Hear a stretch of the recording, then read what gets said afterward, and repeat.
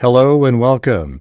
This is Grant Hughes of Grant Hughes Investigates on YouTube. This channel evaluates all aspects of true crime. As you are aware, videos and live streams in this genre often discuss elements of crime that may be disturbing to some viewers. If necessary, take the precautions needed to avoid these feelings.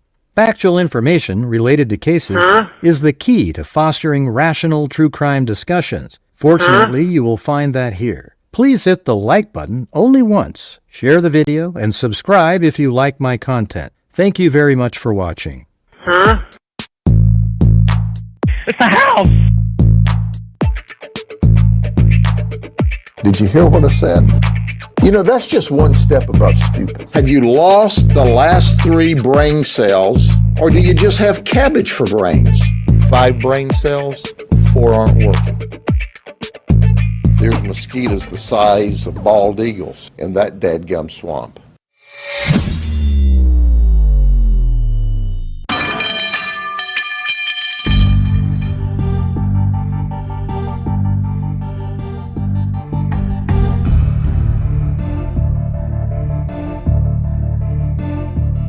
What's going on, freaks?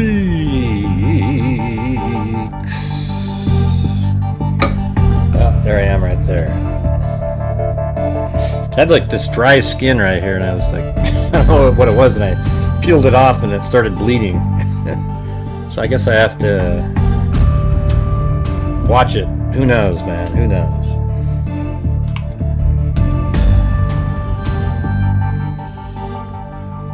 Alright, how's it going?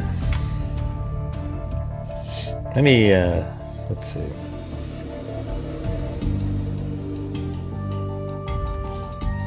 That one, then me. Okay, that's probably better like that.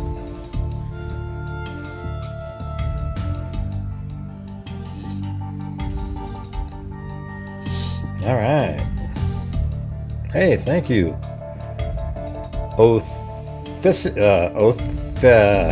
Othicius. Is that right? Thank you. That doesn't sound good. Might need to have that checked out of... Yeah, I was thinking about that. A dermatologist. I don't know, it just seemed like it was like just right there. I don't know. Why, what makes you think it's something worse, Tandy? It was just kind of like this dry skin. Almost like, I don't know.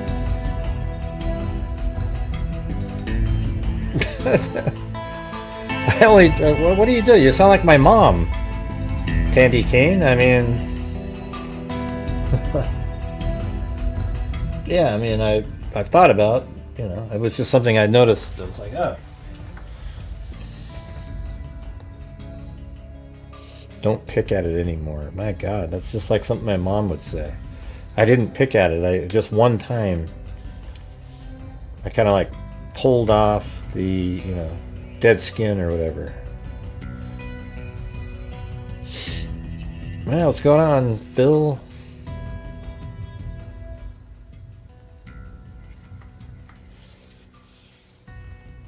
So I think anything is wrong. Just wanted to, yeah.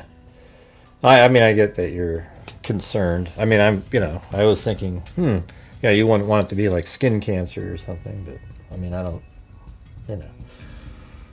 Doesn't feel like it. I mean, I don't know what it feels like or whatever, but trying to be my mom. Yeah. I mean, all my blood work came out okay. I just got all the tests and everything. I was, yeah, I mean, you know, some of it says like abnormal, but you know, like you look at the abnormal and it's in the range of normal. It's just not quite normal for me or something, you know. It's like it was nothing. I mean, the nurse said, oh yeah, no, this all looks good. So why do they have to freak you out by putting abnormal on there? You know, it's stupid. Anyways, how's everybody doing out there?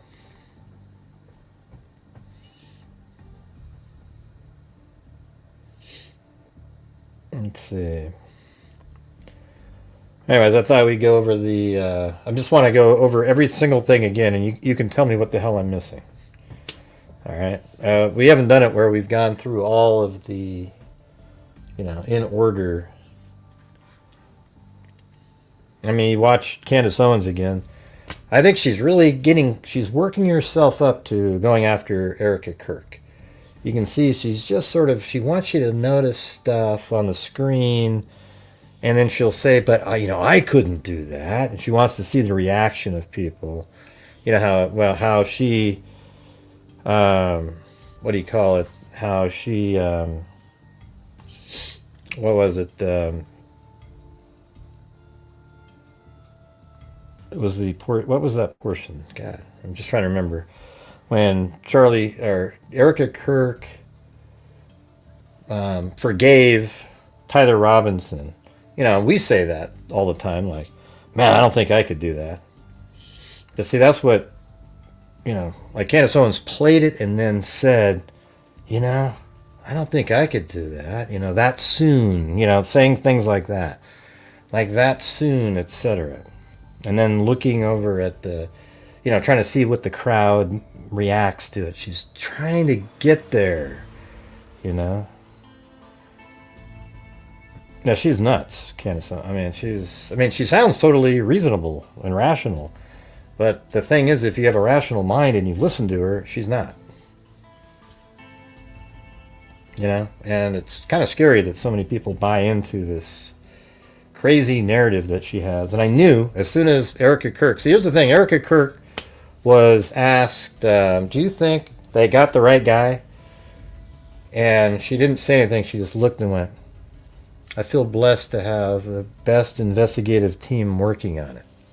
And you know what? Why she answered that way? I will bet you money that she was told to not comment on the innocent or guilt, just like in the Delphi case. You remember how the parents, they couldn't say, Becky and Mike, they're not I guess they were the parents, but they were also the grandparents. They couldn't say anything for a long time, and I think that's exactly the same thing. But she seems really confident, and then why would she also care about cameras in the courtroom if she didn't think that was the person?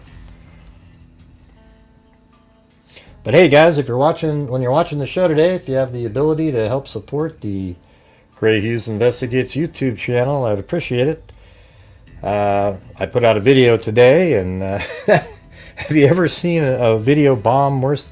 I don't know what's going on. I actually sent YouTube a message saying, hey, what's happening with my videos? Like, I put a video out, and it had 600 views. It still only has 1,200, and I put that out at 1 o'clock. That's just absolutely horrendous. I don't know if you guys are not putting your notifications on or what's happening, but anyways, if you're watching this show, if you guys could please help support the channel, I'd appreciate it. Buy channel memberships, super chats, whatever. We have 1 gifted membership and 0 everywhere else. So if you have the ability to, that would be great. Thank you.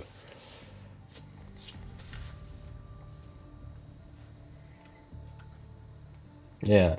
So I think Erica Kirk is probably part of the gag order. She can't say stuff. I bet you law enforcement is keeping her up to date. I'm sure President Trump is having Kash Patel or some FBI individual that's aware of the case keep her up to date, and she is not able to comment on the case. I think she knows basically every single thing that has happened here. She has her connections aren't like the Mike and Becky or whatever you're talking about. Like, she's, knows the President of the United States, who knows the head of the FBI, who hired the FBI, and obviously she's going to have inside information on there. Right. Everybody always says they didn't get my video notifications. I don't know. I can't help you out with that. You're going to have to, unsubscribe, subscribe again, and then hit the notification bell and select all videos, and then make sure your phone has notifications turned on.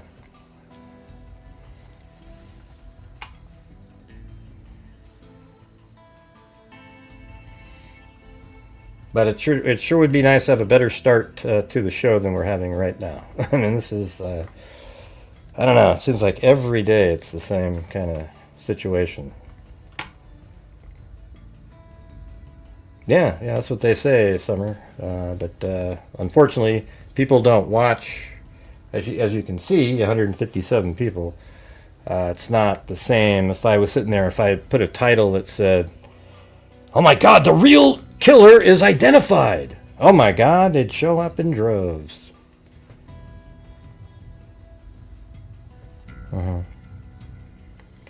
Hey, thanks, Vicky White.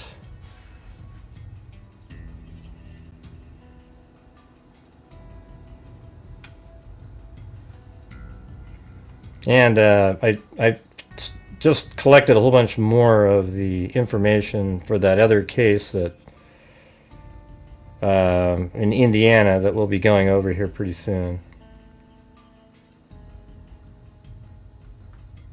I've got like everything on it, so the folder's packed now. So looking forward to starting that one pretty soon. That one, she pled guilty, but that's like a poisoning case of her father, and then the wife of the guy that got poisoned, she took her own life before being arrested. So it'd be just interesting to see how they pieced it all together. We got all the information. Thanks, Wild Bill Wassman. Maybe behind the scenes while I'm doing the show, you guys can do challenges and so forth and see what happens. All right.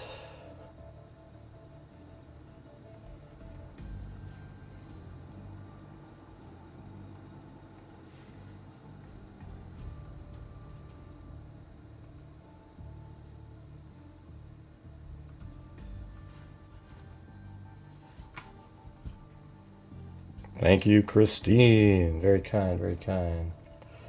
All right, we're just going to go over. Here's what we're going to do. We're going to go over again the original probable cause and then the charging document. And then we're going to go back and look at all of the different footage that there is. And then we're going to go around and look, just look at it. And you guys tell me what's missing. I can't find anything, but maybe you'll find something. No, I mean, anything's good. I mean, if somebody, here's the thing is I don't want people to send money if you can't afford it to my channel. I'm just trying to, keep the ball rolling on the show, etc. And that's it, There is no ad, like, for example, today. Let's say I did the show and everybody just goes, yeah, we're not supporting the channel today. The video that I made today might make $4 because of how few views it got. So that means an entire day of 3 hours live stream and 2 hours making a video and putting it out there would have made $4. Does that seem reasonable to anybody? Yeah, so that's kind of what the deal is why, now if the video does, is a good one and it makes $250, $300, then all of a sudden, there isn't as much pressure on the live stream. I mean, I don't know if do you guys just understand what I'm saying when I say this stuff? It's just, it seems really obvious. The part that sucks is having to say it over and over again. I already saw the title in cringe. What title? The one I have? What have I missed? That one? What are you missing? Because you're so close-minded and refuse to admit the facts. Okay. What am I missing? Okay. Go ahead. Go ahead. Go ahead. Tell me what I'm missing, J. Dill. You don't need to... Don't block the people. Okay? Do not remove these people. All right? I want these people to be able to come back with something. They never have anything to say. They just say that over and over and over and over again. These same crazy people. So unblock that person if you blocked them. I don't know if you did. Let's see. Hey, Gray, any updates on deer stand near the airport? I don't... no. Jesus, I haven't looked at that. That was a long time ago, man. What does that have to do with what we're doing right here? Okay. No, you said you're saying, but you went and put a derogatory term. Look at what you wrote. Do you think that's something a rational person writes right there?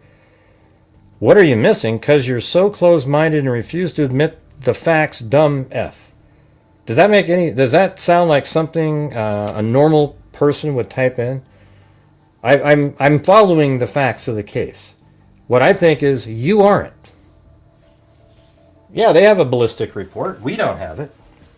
See, what people are missing here, the low IQ people like J. Dill here, what they don't understand that this is an actual trial, okay? This is an actual trial now. And so we don't get to see everything. We just don't get to see it. It's different than Thomas Crook's. But they put out a probable cause document. That was the state. The FBI helped out with some of the information that's in there. Hey, listen, Jay Dill, there's something wrong with you, okay? I'm just telling you. I don't need to listen to anything. Whatever you type in isn't going to be true, okay? It's one of those things, all right? So why don't you pay attention to what we're going to go over tonight and see what you come up with. God, get out of here. All right, so we're going to just put you on timeout. If you can come back and act like a rational person when you come back, that'd be great. All right, so what we're going to do, we're going to start over right here. This is the original probable cause document. No, he's not 6'4", like everybody, all the crazy conspiracy nutters, they say. He's 5'10", 150 pounds. And that part, those are just the charges. So we'll go right over to here. And this is what we're gonna go over this. No, I get why you deleted it. I just wanted to. You can remove the comment. I just didn't want you to delete, put them on timeout or something, or not timeout. Remove them. Yeah, it wasn't a. It's look at the roof is 16 feet high. Basically, he lowered himself down. He jumped from about 10 feet. I measured it. I measured from where his foot was to the ground. And it's about 10 feet. Now, he isn't 6'4" or 6'6". He's 5'10". Okay? Right. So it's almost 6 foot, you could say. And so when he lowers himself down, he doesn't have to stand straight up. His head's below the top because he's kind of crouched slightly.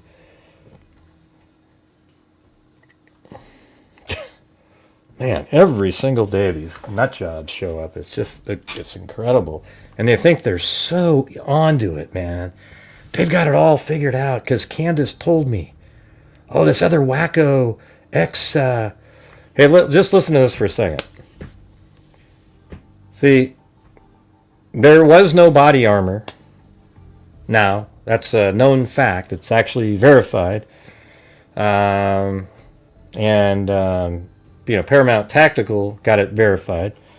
And so he'd always thought there was a ricochet. So then I said, well, don't you think then my original theory with the yawing bullet?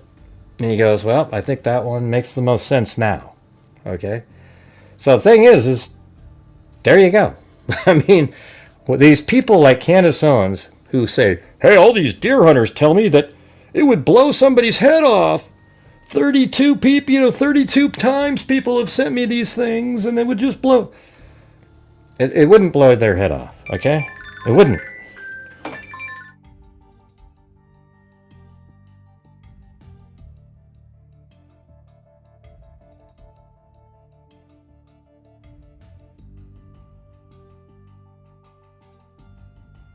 It's so funny.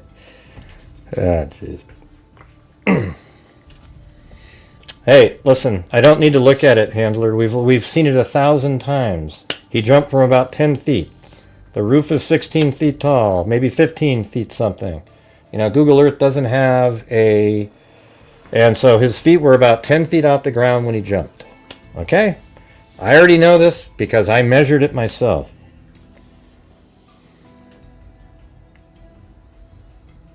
I think the bullet was tumbling, yes. Right. Or you know, something happened where it didn't have gyroscopic stability.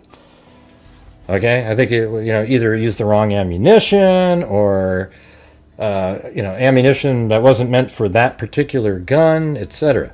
You guys are, let me just tell you guys, you people out there that keep saying that it would blow his head off and it would have had to have exited, you're just wrong, okay? You are just wrong, and that is a fact. Sometimes bullets do all kinds of different things, and not just sometimes, like it's very common that bullets do weird things when it enters a body.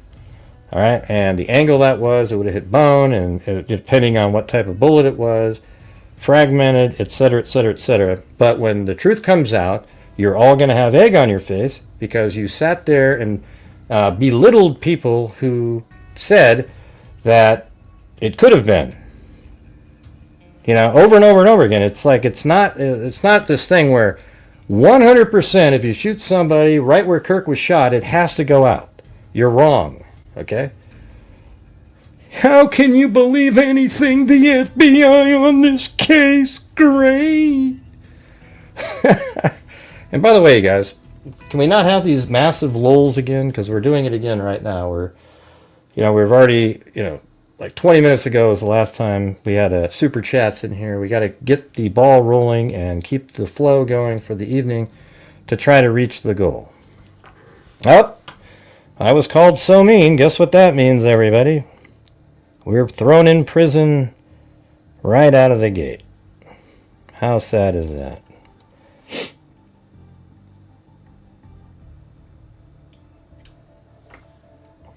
Lanky Tora threw me in prison. There you go. But Gray has lied in this case a little. Where? It's not perfect. I haven't lied at all in this case, you idiot. Where did you come from?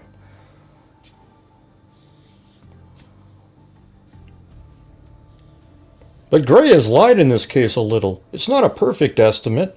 Every time. Just how with the body cam footage the same day. Man, write a sentence that's understandable, for God's sake. Anyways, we're now in prison, you guys. We're going to need to get bailed out. How unfortunate. So, Lanky Tor, you're the one that threw me in here. God, that's bad. Man, it's just one of these nights, huh? Like how long I'm still sitting in here.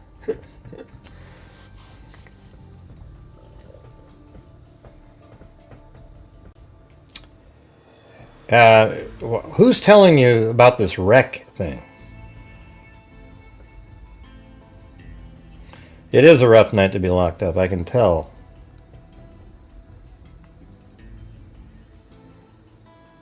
We need bail. We'll get about 5 minutes, and after that, it goes dark.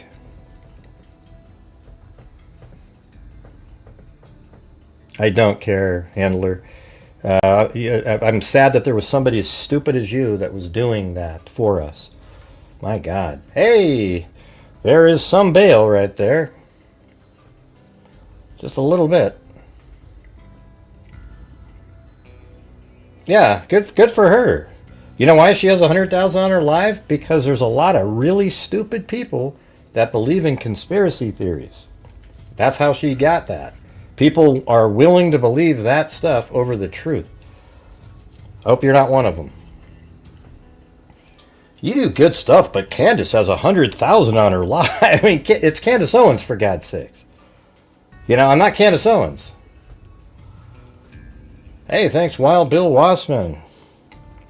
What a stupid passive-aggressive comment that is. Hey, Candace has 100,000 on her lives. Hey, thanks, Lanky Tor, gifted 5. All right, we just need, I don't know, maybe, 3 more gifted channel memberships, and maybe that'll be enough to get bailed out of here. I'm not sure when you gift memberships when I'm looking for bail, does that mean you threw 5 more prisoners in with me?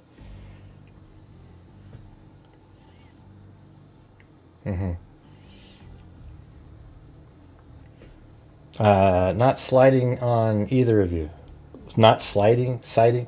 Okay, well, crime scene, whatever the hell your name is, you're going to be wrong, okay? I'm right on this case. Candace Owens is not. It's not a bigger, it could be something where, like, some people on Discord or something like that have something to do with it. Like convincing Tyler Robinson, something like that, but it's not going to be Israel. It's not going to be somebody inside of Turning Point USA. All the stuff that Candace Owens is selling all of you is not going to be true 100%. Now, you can either choose at this point to keep listening because it's so interesting and be wrong, or get the hell out of that. Okay, because that isn't going to be, it's just total bull crap. And I'm in a good mood. All right, we need 2 more so I can get bailed out of here. Video was from, the accident video was from 2022, and yet this whole group of people today are bringing that up again as if it's some kind of, like, he got in an accident. How could he have gotten over there? Did you look at the damn date on the video? You're crazy. Handler. The video was from 3 years before. No, what part of am I off on, Handler?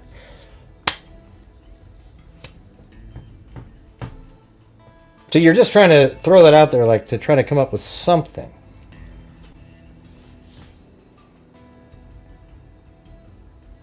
Who are these people? That's just crazy. You're not paying attention. Tyler Robinson at 2 p.m. got into a wreck. It's the wrong date. You're on the wrong date, for God's sakes. Have you been listening, Handler? The traffic stop was from 3 years before. You seem absolutely confused. It's amazing.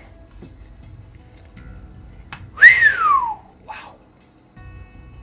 Unreal. Yep, we're not getting out of prison. Can't continue on until we get the 2 more channel memberships. Oh, there you go. Joel Burnt. That counts. All right, now we can get the hell out of here. Man, it's going to be a tough night.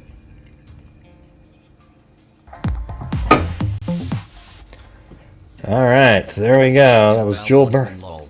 I'm bail bondsman. You're the bail bondsman. All right.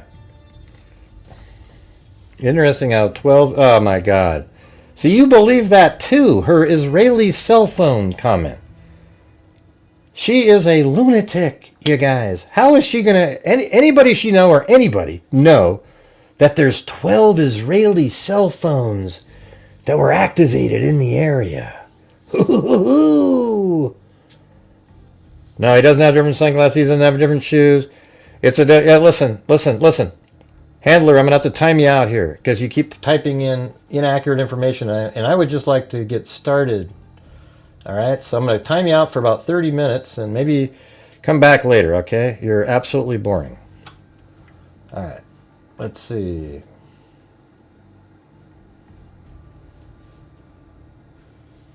And I'm sorry, but that isn't what Charlie Kirk would do. I just can't, it is what it is. All right, here's the body camera video. All right, you see it up at the top of the screen right here? Where's the evidence, man? Where's the evidence? 2022, May 31st. Can I get a boom? Look it, it's right here. 2022, May 31st. Okay, all right. Thank you very much. Oh, wait. Okay, that's not going to work for you because I didn't show him. You'd think I was just showing some random video. Hold on. There he is. There he is right there. There is Tyler Robinson. See it up there? May 31st, 2022. Okay. Excellent. Does that one put that to rest or what? How do these people not know that, I guess, is the problem.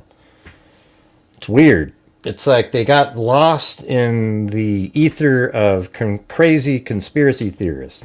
And people absolutely hate my guts in this case. And there's other people who just don't like me either because I don't like the way I am. But you can just go F yourselves. I really don't give a shit. Okay, this right here, this case right here, turned into something that was sort of, interesting. We were all figuring stuff out, putting it all together. It all made sense. And then that wasn't enough because we want more content. So then people invented conspiracy after conspiracy after conspiracy, and none of them are true, and then none of them are going to be true. The truth is going to be right here. Okay? And, when you go through the documents, you go, how can you believe anything that they say? Well, I won't believe it if it doesn't make sense when I'm going through it. Do you get it? That's what happens. Like you go through it, and if it doesn't make sense, then you don't believe it.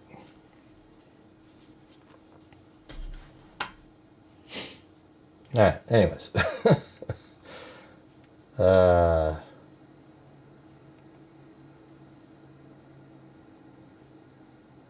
me play that again. Gotta have that little background music playing. It's there, right there. Okay.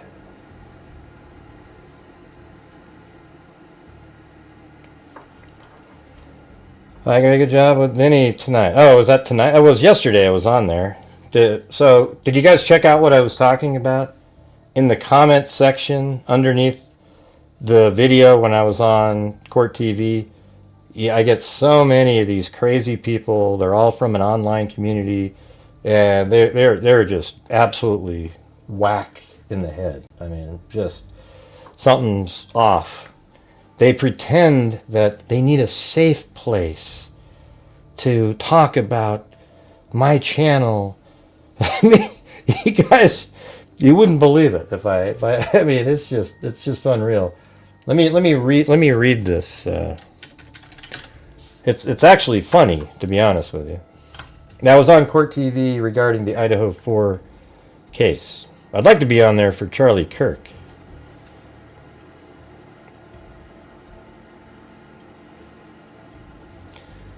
Yeah, it's a quick update. I won't tell you the name of the channel, but we've just taken 2 strikes on the channel, courtesy of Grant Hughes, Investigates. Seems like holding up that mirror, showing the world what his own reflection looks like, was a bit too much for him to handle. No surprise there. Like you're supposed to allow people to trash you every single day because they don't like you. And it says, truth is, we don't have the time or resources to battle this out in appeals right now. That's not what this was ever about. All we wanted was to build a space where the voices he tried to bury could finally breathe, question, and be heard without fear. A corner of the internet for the silence to speak up. Oh, God. Oh. If you're feeling this too, come join this conversation somewhere else. It's where we're keeping the fire alive, sharing stories, calling out the grift, and supporting each other. Seriously, you all mean the world to us. Your energy and solidarity keep this going stronger than any strike could knock it down. Grateful beyond words. Let's keep reflecting the truth together. What's one moment that stuck with you lately? Drop it below or in the sub. Let's unpack it. Can you believe this shit? These people are literally crazy. My God, you got to be kidding me. I actually forwarded that to YouTube to show them exactly what the hell I'm dealing with here. These people are certifiably crazy, crazy people. All right? That being said, if you guys could please help support the channel, I'd really appreciate it. Thank you very much. Jesus. Isn't that incredible, you guys? I mean, it's mind-boggling. They harass and bully me every single day all over the internet. And they get upset because on my show sometimes, like these lunatics we've had in here tonight, that I'll say stuff like, "That's ridiculous. What the hell are you doing? Get the hell out of here." After those people have trashed me in the comment section. I mean, it's crazy, right? Hey, look at that. It's Eloquent Pirate. Yeah. Erica, right? Good to see you. Hope everything is... you're probably just waiting now, right?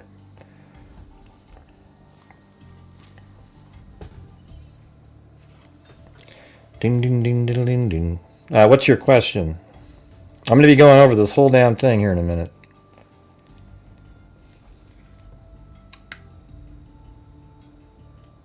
Now, Mercedes Vega is the child of Eloquent Pirate there.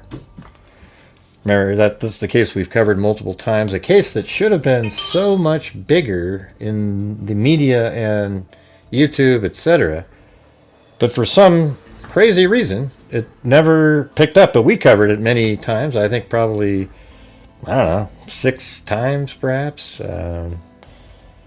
She's came on with her husband, and then she's come on by herself. We've gone over all the different facts in that case many times. Hopefully we played a role at the beginning to get it moving along into, so that it became something that people talked about. I mean, the crappy part is they were told not to say anything for months.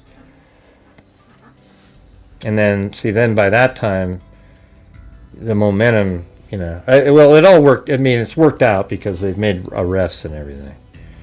What was the question that somebody was going to ask up there? I didn't see it. Oh my God, this guy believes everything the FBI is saying. You know what? I believe the FBI and law enforcement, and I'm reading probable cause, not from the FBI here, you guys. This is from Utah County Sheriff. Okay, that's different.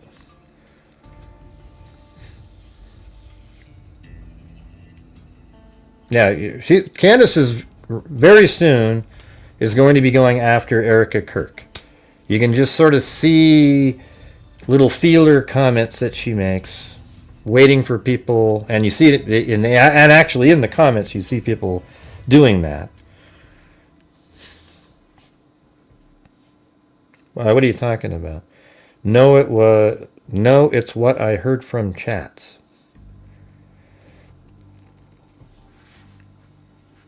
Let's see. Gray was the first person to talk about my baby, and he was the significant part of sharing her story. That's it makes me feel good to know that we make a difference sometimes here. I try to make a difference by accurately putting out the information in cases, and then rationally theorizing on filling in gaps. I mean, it's weird because if you go back and listen to our original conversations about Mercedes Vega case, you'd see that we were close, like really close to what was happening. I mean, I didn't know about that she was supposed to go to court. Maybe that was something if I had known that, I would have immediately assigned that to being why somebody did something to her. Let's see. Yeah, it was pretty close.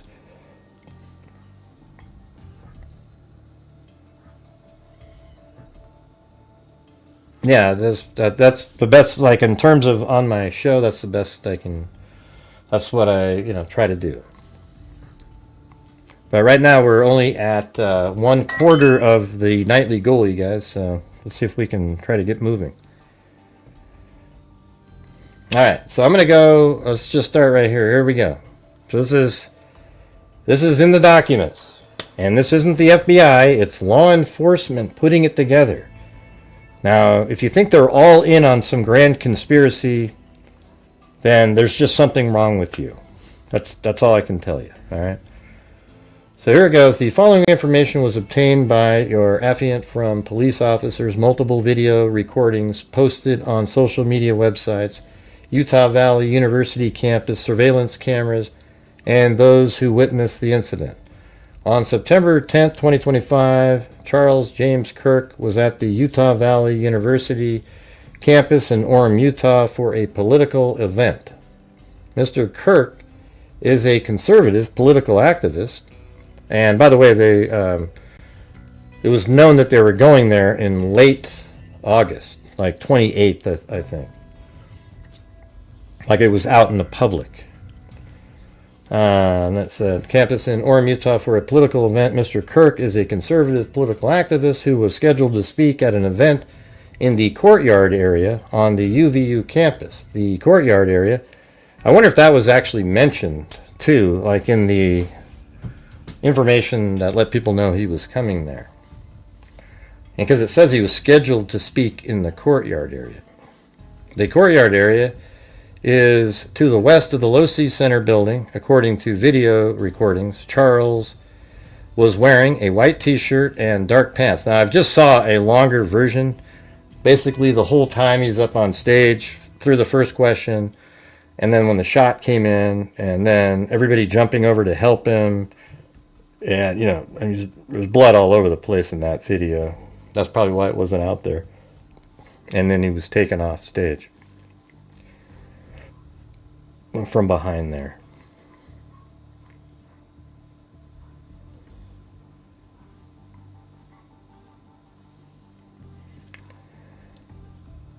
We get some crazy people in here again.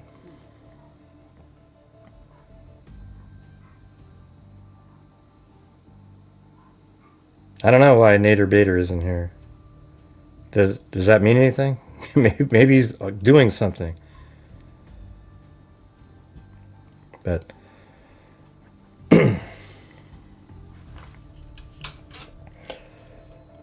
you guys, have you seen the massive lull happening? We need to keep on trucking tonight. The event was attended by hundreds of individuals. Charles was surrounded by people with multiple individuals to his left, right, and rear and front of the canopy. Behind the canopy was a walkway used for access to various parts of the university. Charles was holding a microphone and speaking to the crowd. While speaking into the microphone, a loud gunshot was heard at approximately 12:23. It's actually 12:23:28. And Charles appeared to have been hit in the neck. Blood was seen coming out of the left side of his neck as he fell over to his left. Charles was transported to the Panagos Regional Hospital in Orem. Charles was pronounced deceased at the hospital. Investigators reviewed the Utah Valley University surveillance cameras. While reviewing the surveillance cameras, investigators observed an individual. Now they probably, they knew what cameras to look at because one of the officers on the roof pointed up there and thought there was, that was the location the shooter was at. So they observed an individual on the rooftop of the Losi Center building on the UVU campus at the time of the shooting. Hereafter, the unidentified individual will be referred to as suspect. Based on surveillance camera footage, suspect appears to be a white male with dark-colored hair, wearing a dark-colored hat, sunglasses, a long-sleeve black shirt with a picture of an American flag and an eagle printed on the shirt. And they're referring in this case to like this image right here. Now the reason the shirt looks more gray in this one is because just the sun's hitting it and there's a reflective value on the shirt. But if you look at like the next one inside the building, it's black. This is more accurate right here. This is what it looks like. And yes, that's the same person. Thanks, Wild Bill Wassman.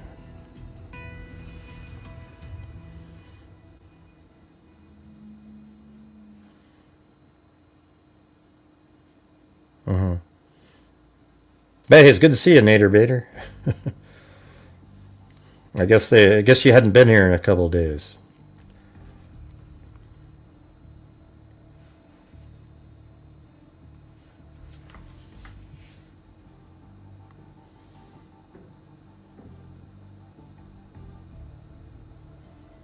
Let's see, a rooftop, and then there's white male with dark colored hair wearing a dark colored hat, sunglasses, a long sleeve black shirt with a picture of American Eagle flag and an eagle printed on the shirt, dark colored jeans, and white to gray shoes with white colored shoelaces. The shoes appear to be consistent with Chuck Taylor Converse style shoes. Suspect is also carrying a dark colored backpack on his back.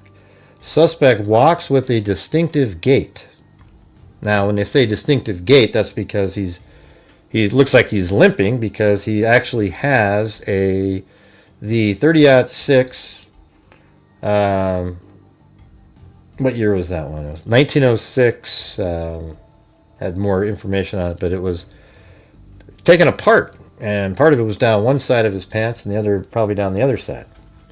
The suspect appears to walk with a stiff right leg and a relatively slow pace. The suspect's ability to bend his right leg appears to be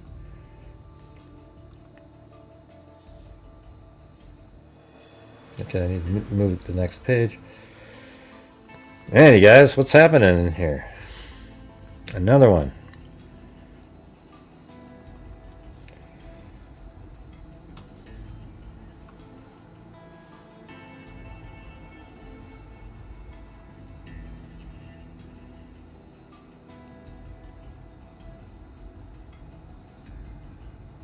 Oh, thanks for the coffee there, Justin. Appreciate it. All right, so this one said his right leg appears to be restricted. Investigators were able to track suspects' movements on the UVU campus starting at 11:50 on September 10th, 2025, at approximately 11:50 hours. A UVU surveillance camera first captures the suspect walking across a grassy area north of campus.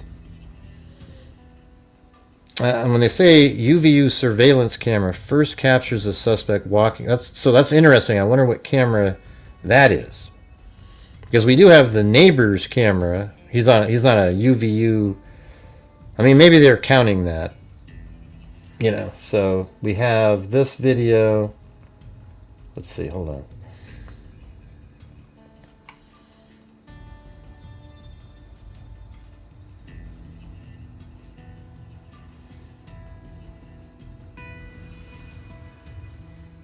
It's weird. This doesn't open up automatically anymore.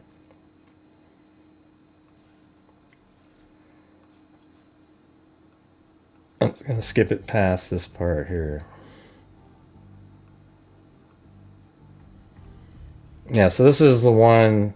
This is right around 11:48 or so. 11:49. And look at or it might be, yeah, it's like 11:50 really. So see how he turns right here, and then he goes over to the grassy area.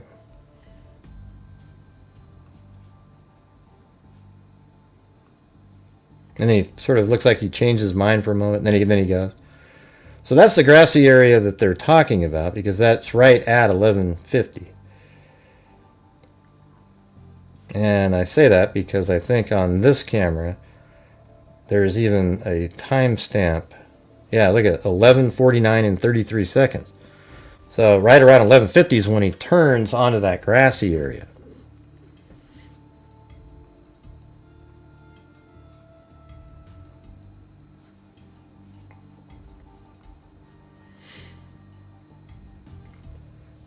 And then, let's see. I have all the rest of them too, so it's walking across the grassy area north of campus. The suspect walked south through the parking lot and approached a pedestrian tunnel that runs underneath Campus Drive.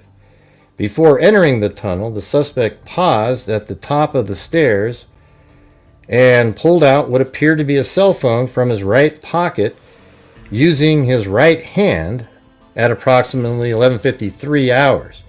Suspect eventually put what appears to be a cell phone back in his right pant pocket using his right hand. So I think they're probably thinking he's right-handed. Surveillance captures suspect making his way towards the Losi Center building. And so back to this video right here. If we move it forward, okay, that's the next shot that they're talking about. So he stood up here for a little bit, and this whole shot right here is much bigger than that. It's like you can see, you know, all the way over to here and over to there. They just cropped out the portion they wanted us to focus in on. Thanks, Nader Bader. This guy is a Fed. I'm out. How come you guys always say the same thing, Joey? Why do all of you people out here that go through the probable cause document, the factual elements of the case, we're all Feds? The only way you're not working for the Feds is if you put out a completely bogus conspiracy theory. Isn't that amazing? Like if tomorrow I went, hey, you guys, look at this. Ooh, ooh, ooh, look at. Oh, they would love me now.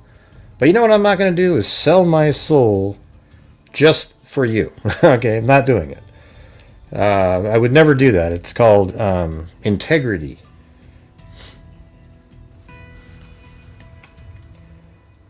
Here, let me see if I can find. I have the. So I think it's this one, day 1. That's the really long video here. This is with a 360-degree camera. So that we're right there. So I just got to the right spot.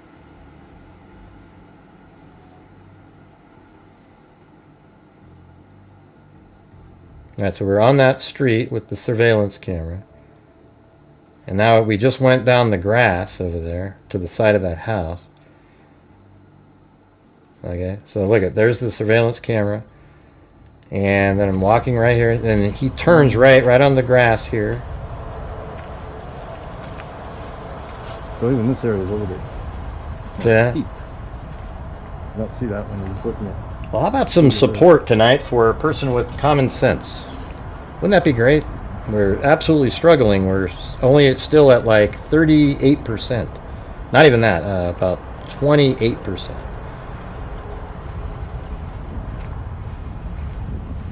And then walks down the grass over here. Rifle in his pants. He obviously walked all the way down to this low area.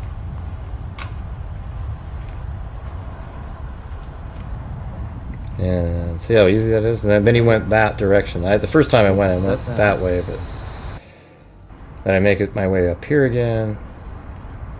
And there's the tunnel right over there. Okay, that's the tunnel he's standing at.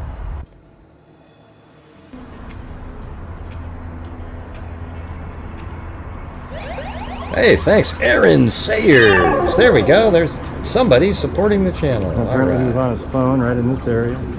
All right, so this is where he was standing when he was on his phone. So he just came from right over here, went like this. Well, you can see there's the camera. Picked him up. Yeah, so there's the camera right here, and he was standing right there. Okay, we've seen that in, like, that's right there. Those are the stairs. And he's letting his right leg down because he's got something down towards his knee. I think it's on the side or back of his leg, though. I don't think it's in the front.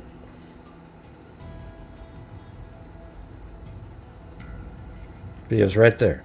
Eh. Then we walk down this direction. Exactly what it looked like on video. I'm just going to show you all these different shots again. Maybe there's people that haven't seen it. And it's kind of dark in this area, so I think that You see how it's light right the there? shot that they had is right here against this wall. Yeah. You can see there's a... Right, so that's the wall right here, and that's coming out. That should be the next shot. There you go. See how the lighting there? That's him walking in the tunnel right there. And then all he does is go around and go up these stairs right here. Then he took a right. Straight up these stairs. So this is where he is at the next shot here. Right there. I'm right there in the video. And then as he goes up the stairs, that's the camera right there. And he's right here. That's this one. That'll be the next shot, I mean. So right there. And then there's that one. These three in a row going up to the next level there. Alright, so goes up like this. So he's limping this whole time. So even when he's going up the stairs, they can see that he's still trying to get up the stairs with a stiff right leg. And then from here he walks down that direction. All right. But we'll go ahead and go back to the document.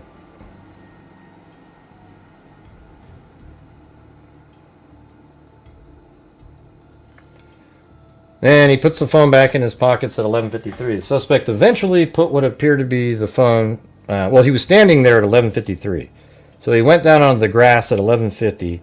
Then he was standing there at 11:53. They don't give us the precise time that he put the phone back in his pocket.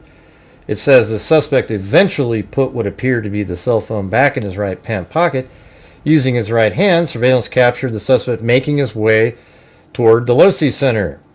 And so that means, they have him go down the tunnel, go up the stairs, and now he's making his way to the Losi Center building. And then it says at approximately 12:02 hours, the suspect was recorded walking on the north side of the Losi Center building, walking with the same gait that was observed earlier. So now that takes out the question of whether or not, well, could that just be somebody wearing the same clothing? Well, now the fact that the person has the same gait, I'm sure you can even see maybe the white logo on the shirt, etc. From that angle. It's be absurd if it was somebody else at that point. It's not, reasonable to believe that. And so that, looking at on here, so this one I thought was better. See how this one, if I go to right here and turn around, see this one is right at the exact height of the camera. It's just a little further out, like 5-6 feet. But when you turn around here, this is exactly the same shot that law enforcement has. So let's just play this part next. So there he is standing up there, or laying down on the roof. And I think that might be his backpack. And his head's lower. I don't know, it's hard to tell. But they even say, oh, look, he ran from over there. And then this is a shot that was out there, and you can see that there's even a little white dot in the middle where the logo is on his shirt. So that's him standing up there. And then there he is running on the roof after the shooting. And then you see this shot. And there he is way over there running on the roof. And if we go back to, look out, this is perfect now. So if you look here, the top of this is, kind of just up off the ocean over there. And that's what you have over here. So now this is all really accurate. So this camera right here, it's probably, I don't know what angle they're using, but this is exactly what they can look at. And so what they saw was Tyler Robinson coming around right here and limping this whole way. He walked with a limp all the way across over to here and then went into the building right there. Then they see him come up the stairs and limp over here. But that's how much information they're going to have. They're literally going to have him coming around like that. And then if you look at this right here, the parking garage was right there that he came out the top of. Then he just walks down this little sort of utility road here, and then cuts up here, and that's when they pick him up again. I'm not sure what happened right there, but right there. Picked him up again, right there, coming around, and then into the building.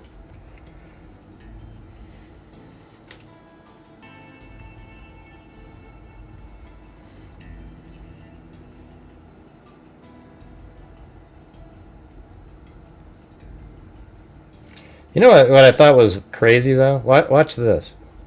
I mean, I don't know if these are assigned parking spots, but look how nutty this is.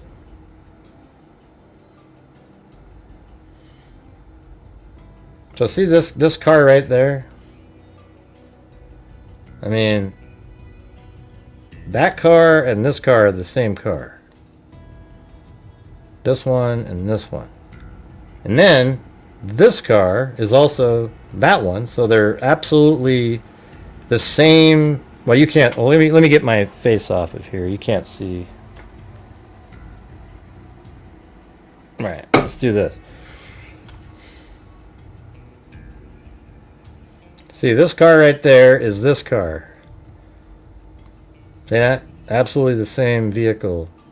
It almost is sort of stunning how similar. But you got this one and this one.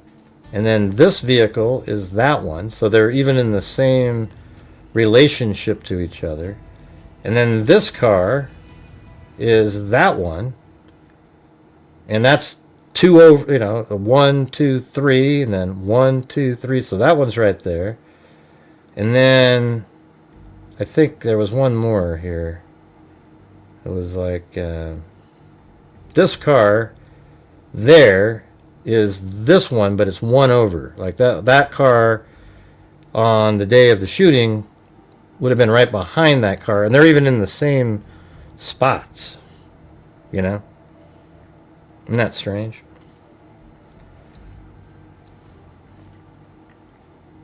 That's got to be a conspiracy.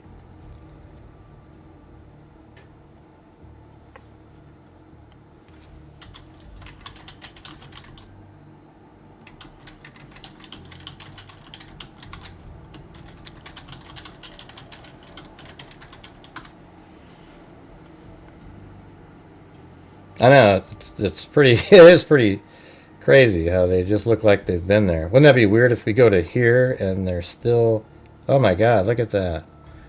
That one, I think, isn't the same, because that's this one. That car is that one. And I think that's even in the same spot.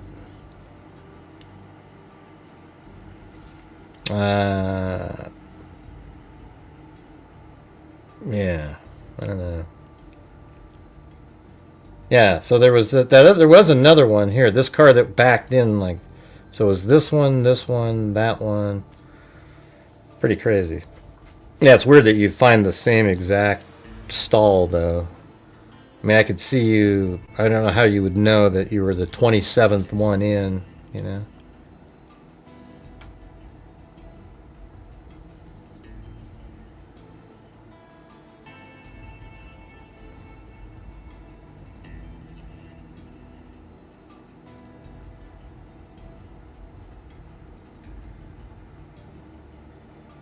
Yeah, like this guy always backs in over here. Or lady, whatever it is, I don't know.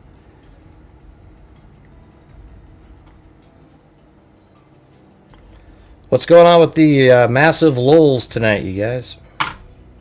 It's getting hard to keep going. It's like spinning wheels. Let's see. So this is the... I think we were right down here. At approximately... So he goes in at 12:02.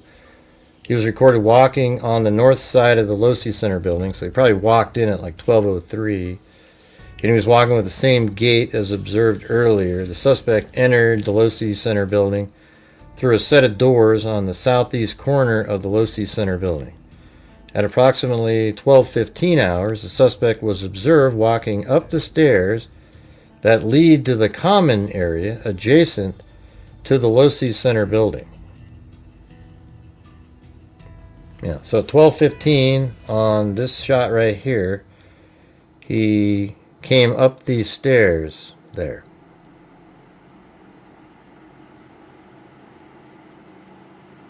Okay, well, I'm just going to block you rampy stories because of what you said. Okay, you're not going to be rude to the moderators. So good luck, man. Good luck. All right. Good luck out there.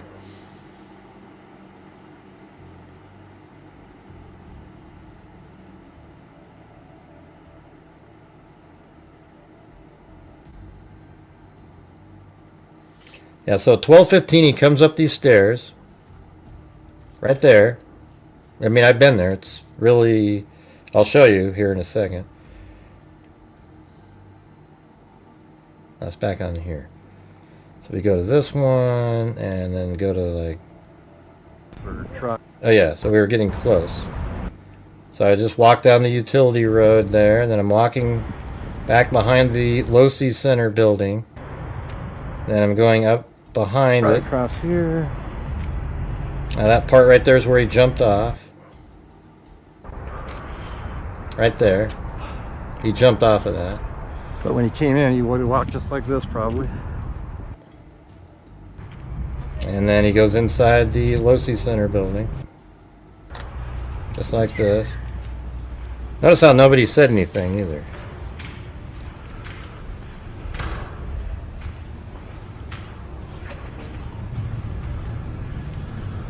This is inside.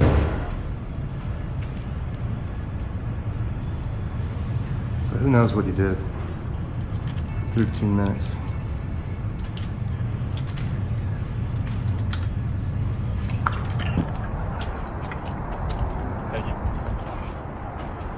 And so look how easy it was. Just walk right up these stairs. Are the steps. Real simple stuff. And you couldn't go up a week ago or so. Or maybe 2 weeks ago. Are you guys seeing any of my messages? We're really way behind tonight. Now this is would be 2 out of 3 nights where we just didn't do it. So here's the fence right here, blocking you now from... closer than it looked. You could walk right over to there before, but they put this fence up there.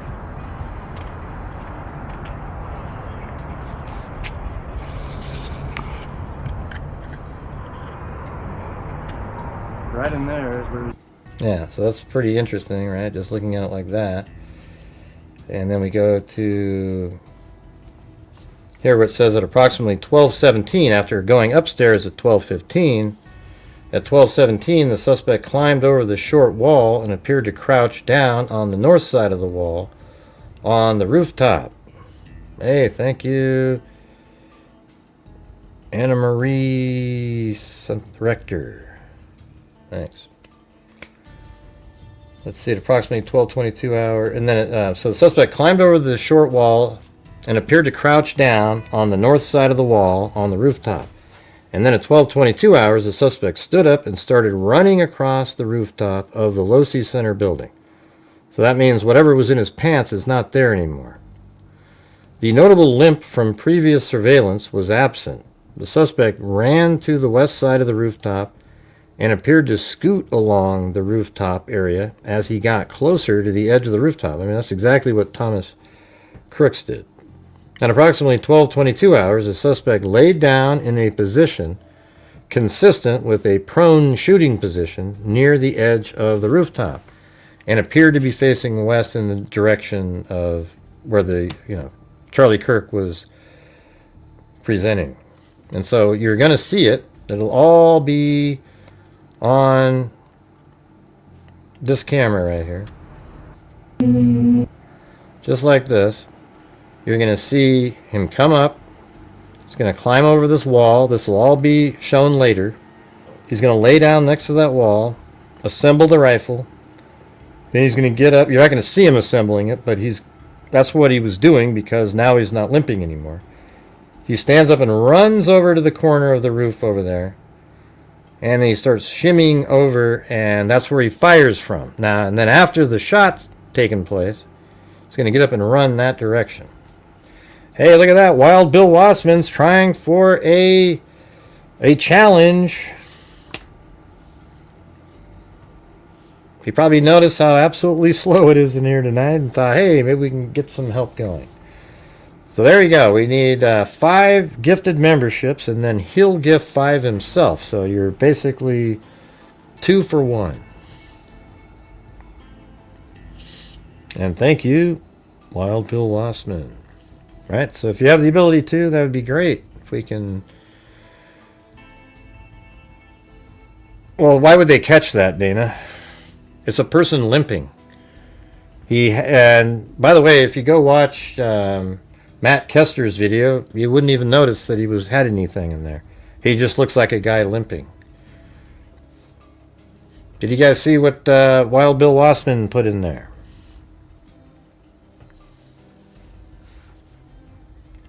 All right, and then after the shooting, exactly the time the shooting took place at 12:23 and 28 seconds. Within a second after that, you're going to see him stand up and run. He's going to put the backpack. I don't know if he had the backpack on or he had to put it back on. Who knows? But he goes this direction, right there. And he's right there at, I think, 34. So at 12:23, 34, he's running by right there. And then he lowers himself off this corner of the roof at 12:24. He basically puts his feet there and then jumps from that height right there. All right, look at that. There's 2 of them. Or 3 now. But let's see, we had...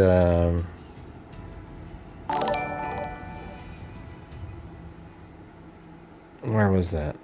I can't see the... There it is. Wild Bill Wassman's challenge.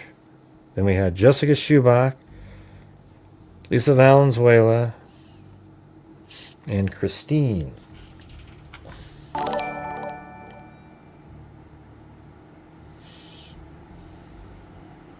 I mean, isn't this all just making sense? Just everything I'm saying, you can see how it works.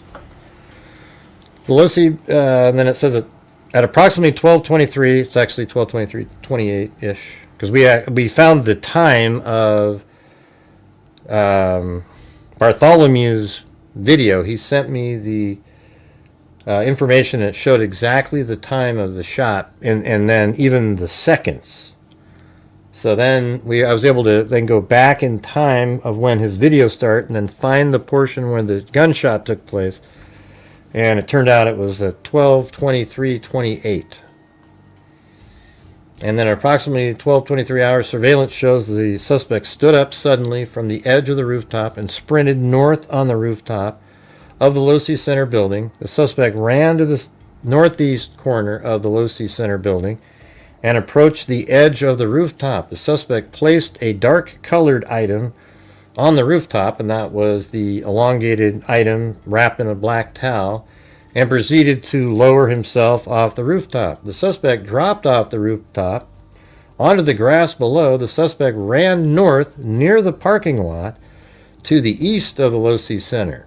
At approximately 12:24 hours, the suspect ran north across the Campus Drive Road. The suspect appeared to be carrying an item whose identity is not clear from the surveillance.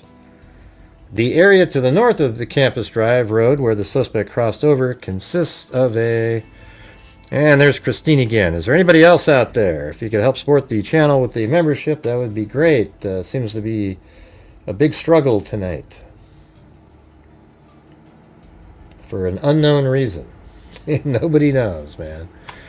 From one night to the next. That's what makes YouTube so hard to predict. Nobody knows. I feel like I do just as good a job on a nightly basis, and it's weird when one night people support, the next night it's just, struggle. So we need one more for Wild Bill Wassman to do the other 5. Let's see. Down here it said. Oh yeah, I think there's more down here actually. All right, so then at approximately 12:24 hours, the suspect ran north across Campus Drive. The suspect appeared to be in the area of the North Campus Drive Road where suspect crossed over. Consists of a grassy area with trees on the edge of the UVU campus. Investigators discovered a bolt-action rifle wrapped in a dark-colored towel. The rifle was determined to be a Mauser Model 98 30-06 caliber bolt-action rifle. Hey, thanks, Bruce Holdaway. Well, we finally got there, Wild Bill Wassman. And thanks, Christine, and Lisa Valenzuela, Jessica Schubach, everybody else.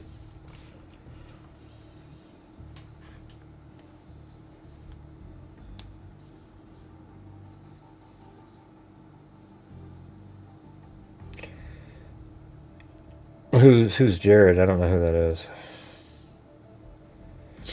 I don't know. I don't agree with that, Jared. You say the economy sucks. That's the reason. I don't agree.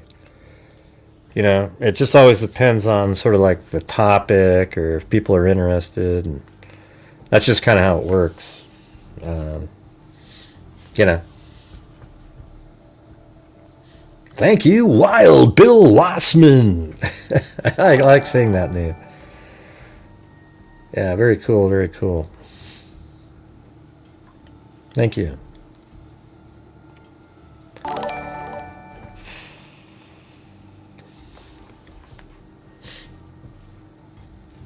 You know, it's kind of interesting. I watched Megyn Kelly interviewing Tucker. Megan's, you know, is a big fan of, shit, what the hell's his name? Hold on a second. I don't know why his name doesn't pop into my head like the rest of them.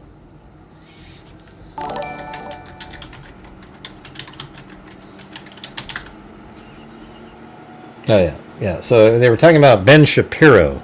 Yeah, I don't know why I can't remember his name. And, you know, I was like Ben Shapiro. Megan was talking about Ben Shapiro, and he was talking about how he mentioned, Ben Shapiro mentioned another podcaster that's conservative and said if he was taken out, you would know that it was some left-wing group that took him out. And then Ben Shapiro said, but if I was taken out, nobody would know who. And that's exactly what I've been telling you guys. It's like the Jewish people right now don't seem to have a safe place out there because the Democrats have always, you know, been anti-Israel, etc., etc., etc. The conservative party's always been pro-Israel because of their democratic. They're really the only pure democratic country in the area.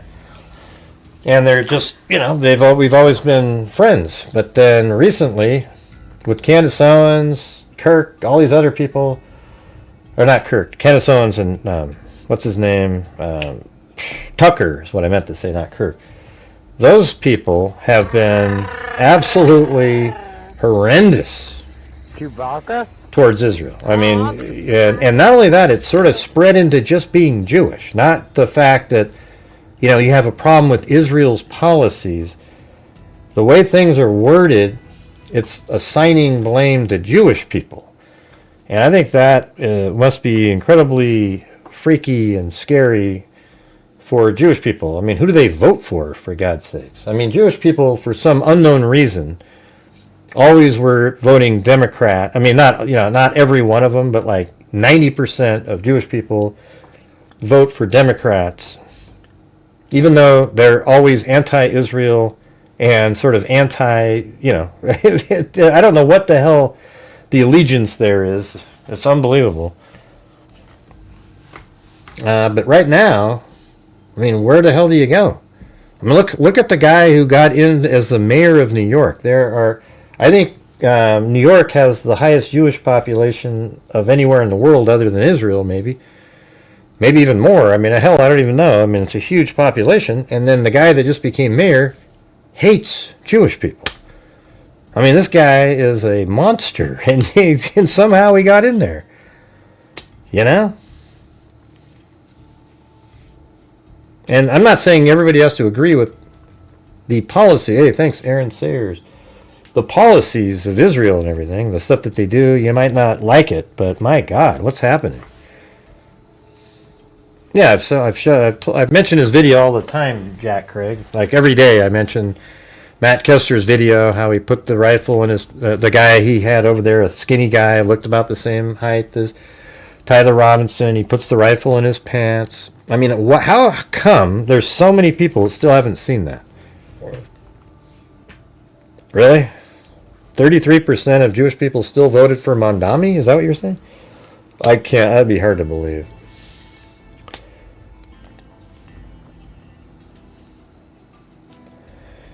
Let's see. Yeah, no, it's crazy. All right, we just hit, I think right now we're at about 62% of a goal, so let's see if we can get higher. I didn't say that. Earlier I said 33% was where we were at in terms of the nightly goal and everything. Yeah.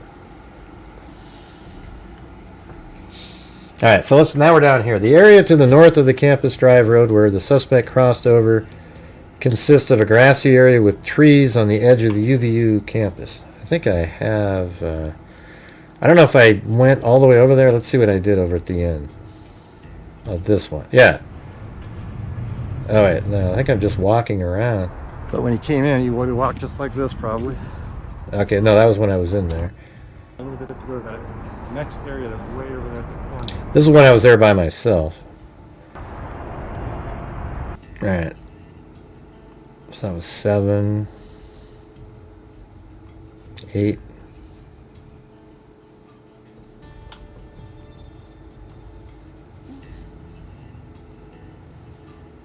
Okay, I think I went up there again. And now you can see why there was sort of some shadow.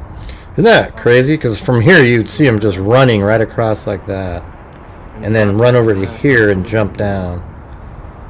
But there's no camera over there.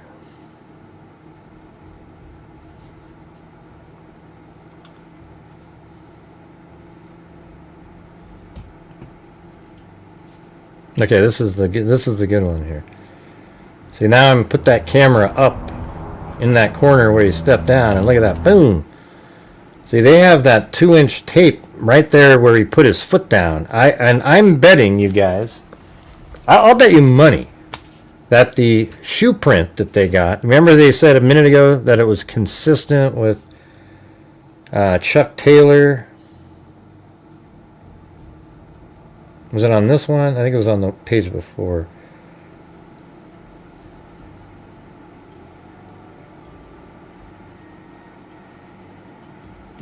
Rooftop, to the north of Campus Road. The rifle was determined to be a Mauser. On top of it, investigators noted an inscription that had been engraved on casing found within the rifle.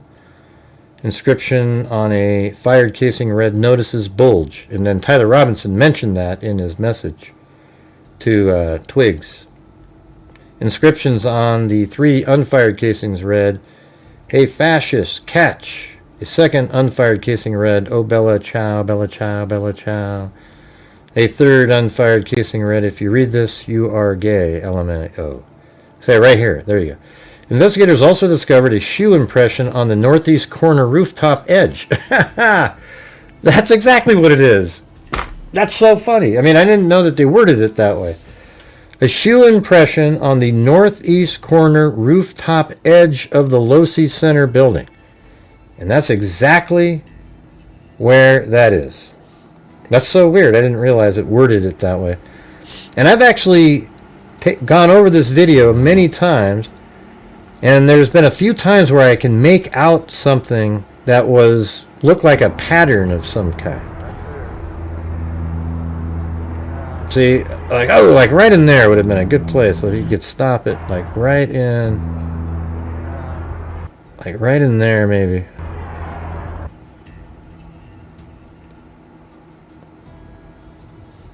Yeah, and I think that there is a footprint that they were able to get. I don't know if that print's still there, but that's why this is here. It was measuring, and they got like the partial print of his Chuck Taylors. Now look where this is. Just for the hell of it, watch this. See how this, there's a window here, and then this middle section, then it comes up, and then maybe just to the left of that, because of the way it sticks out, you know, if you went up here, and so this is probably just a little bit left of that divider. So watch this.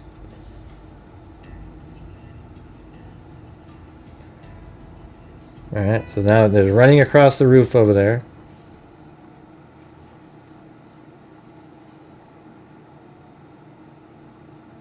Now watch, look at where the divider is. And look at that, boom. He puts his foot down, just, his heel is just off to the right of that. Let's do that again. See, look where it is right now. Can you see his foot there? And then, all right, so then let's go back to this thing. I'm going to go back just to get a better angle. Maybe right when I'm coming up on it. There you go. See, that shows you exactly where it is. There is the center.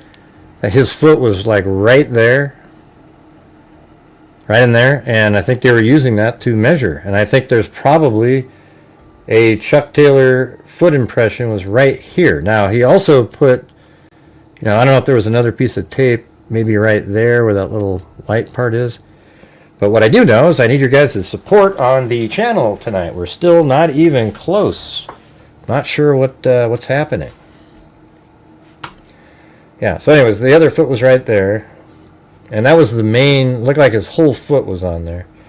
The other one, it seemed like it just kind of touched the edge and then came off. This is also the same video that I filmed the, if I go back to the beginning of it, it has the, I think it has the fingerprints at the top.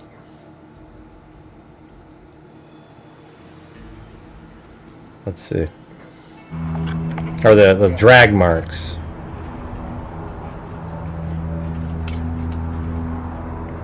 Right there, boom. I mean, look at that.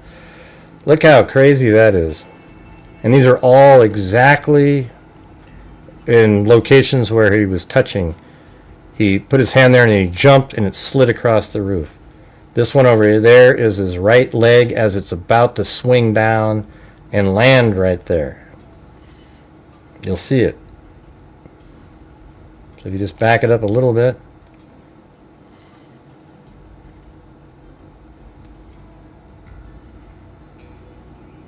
So watch when he you know, puts his right foot up there and then drags off, and then boom, and that right foot there.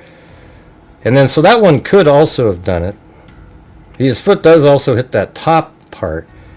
And maybe, you know, they could be referring to that, but I think he left his foot on the building, not on the ground. People think when he jumped, that's when he left it there.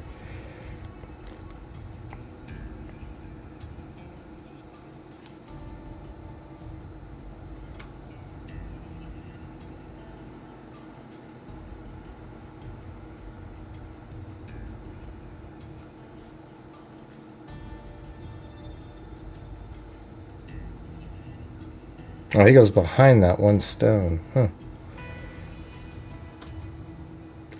And then there he is, after he'd been in the woods, left the rifle wrapped in a black towel, changed clothes, he comes over here, and I think you can tell that he's wearing maroon over here. It's too bad that TMZ zoomed in at the pixel level. And he's doing something over there.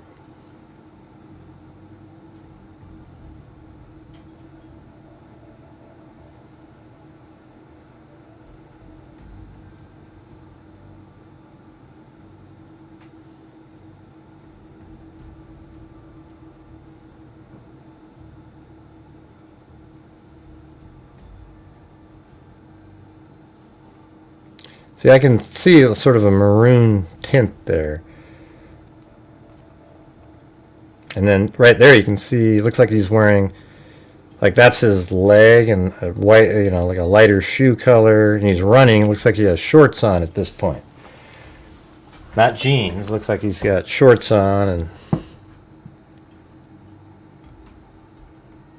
yeah, and he runs off over there. And then we have this footage.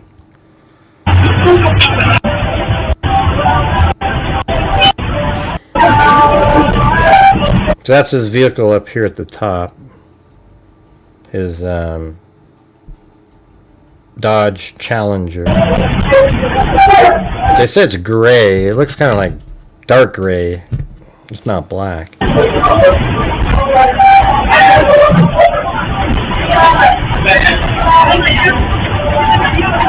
But anyways, let me get back to this part.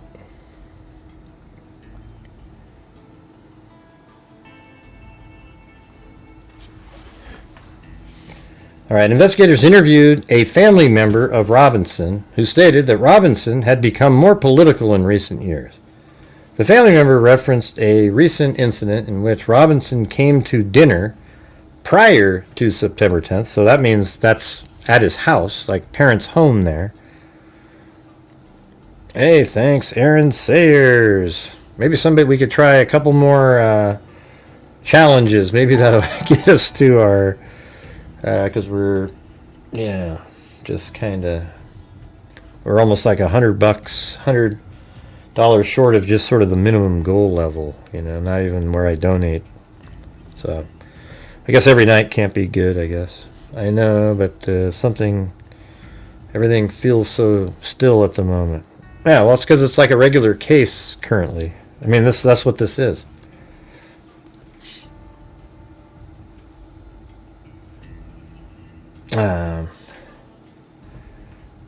The shoe impression is consistent with the shoe sole characteristics of a Chuck Taylor.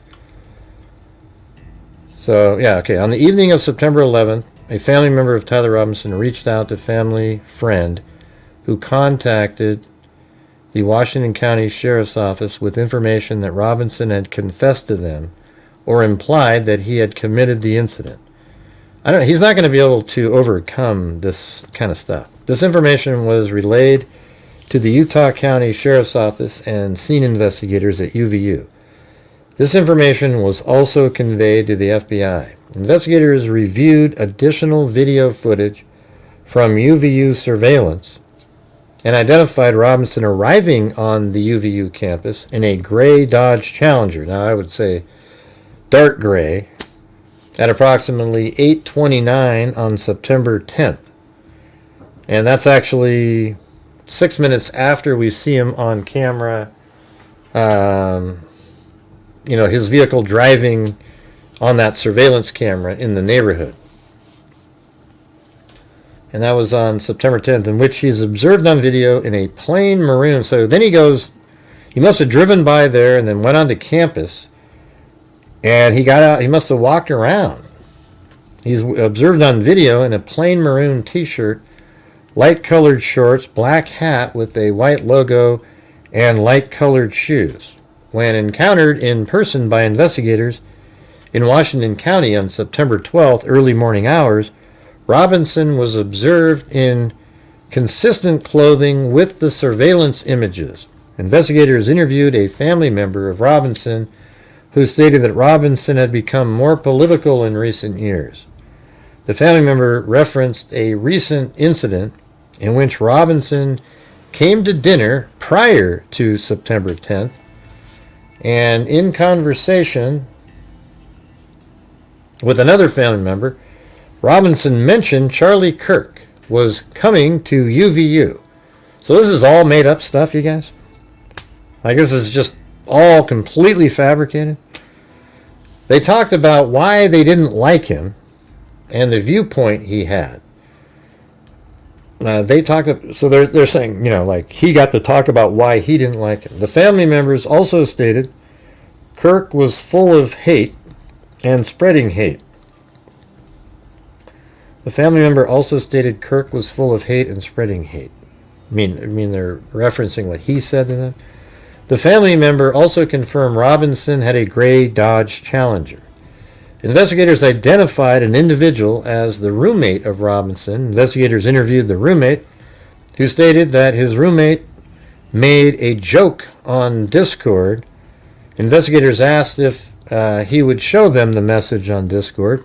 He opened it and showed several messages to investigators and allowed investigators to take photos of the screen as each message was shown by Robinson's roommate. These photos consisted of various messages, including content of messages between the phone contact named Tyler with an emoji icon. So this is what they're referring to in the charging documents. This is what they're doing right here. They took pictures of these. And Robinson's roommate's advice. The content of these messages included messages affiliated with the contact Tyler stating a need to retrieve a rifle from a rooftop drop point, leaving the rifle in a bush, messages related to visually watching the area where a rifle was left, and a message referring to having left the rifle wrapped in a towel. The messages also refer to engraving bullets and mention of scope and the rifle being unique. Messages, I mean, so that's going to be another key point. Like, you know, is it a unique, well, the rifle is, and the scope was pretty expensive, he said. Messages from the contact Tyler also mentioned that he had changed outfits. Yeah, let's see. So here's what we need, you guys. We need 12 more channel memberships to get to the minimum, you know, like the low level goal that I try to reach every night. It's a level that at the end of the month we wouldn't be able to, there would be no extra to, you know, donate money at all. But it's just something to keep moving forward through the month. I don't know what makes tonight different than, you know, 3 days ago or yesterday, or so if you guys have the ability to, that would be great. We're just trying to keep the ball rolling here. My channel's donated 260, what is it, 68,000 now in the last 6 years, and the only way to make that happen is if there's extra at the end of the month.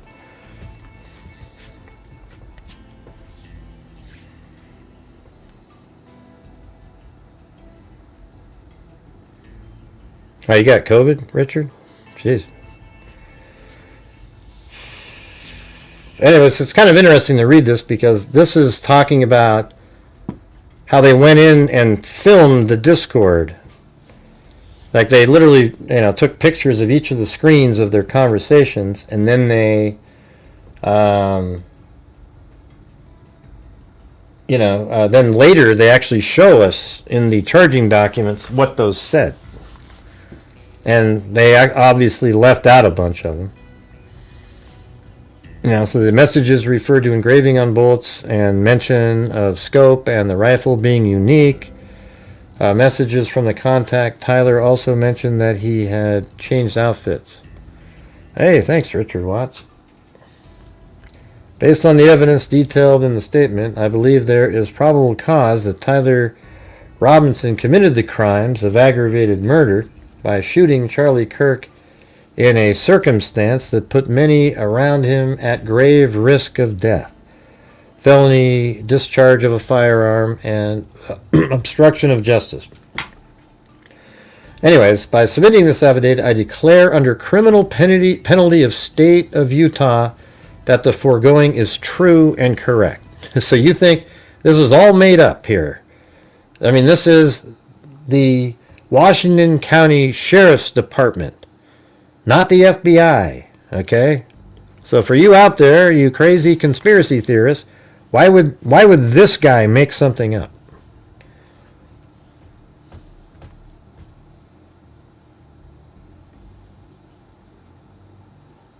Hey, 62 Sketch, can you type better, man?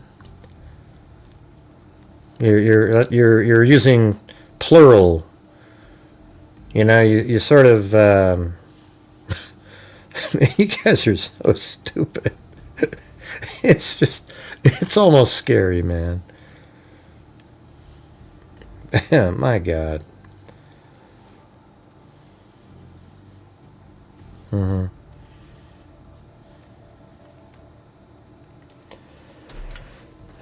Boy. Got to throw myself in. I mean, if I guarantee you guys, if I threw myself in prison right now, I would not be coming out based on this. But you guys see this at the end. By submitting this affidavit, I declare under criminal penalty of the state of Utah, not the federal government, that the foregoing is true and correct. And if we go back to the first document, if you look at the top here, Utah County Sheriff. That's who filed this. So where's the FBI when you go, you're a Fed, you just believe what the Feds say? Where is it? Where is it, man?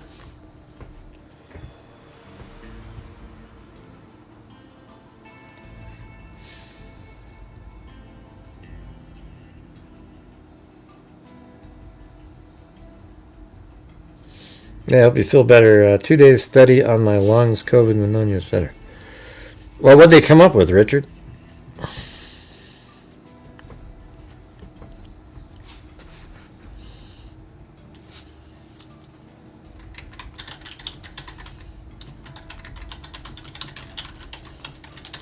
If I type it in, will that work?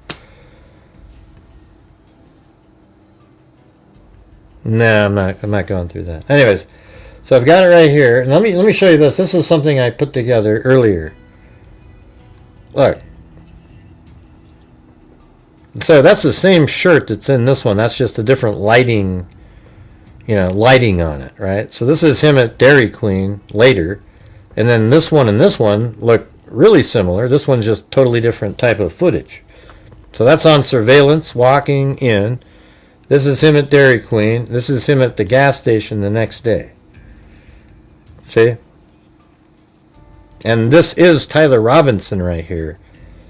And this right here proves that he's even in Orem, Utah on, at least 6 o'clock on that day. I mean, doesn't that mean something?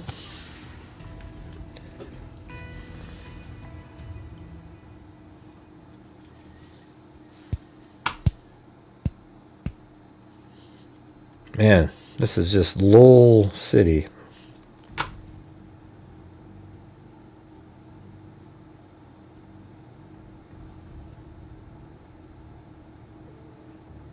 Oh yeah?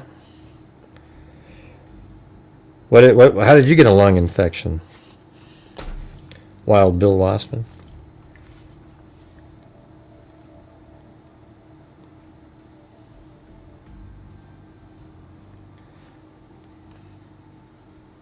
And then look at this one right here, you guys. I think this is like probably the most damning photo image that's out there. So this is Tyler Robinson walking into the tunnel. That's him when he got pulled over. And then you look at this thing here. Does anybody think that that's not the same person? I mean, my God. Look at that. Absolutely the same. And then here you got like that comparison. Then you can look at his thinness there, maybe compare it to that, and then this here, just the same shot, but he's turning his head the other direction. Yeah, they always talk about the earlobes and all. It's just such garbage, You guys are insane people. All right, let's see.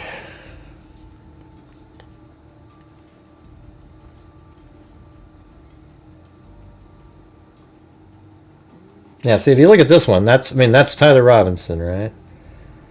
And then you take that, and then this right here. Let me just zoom in.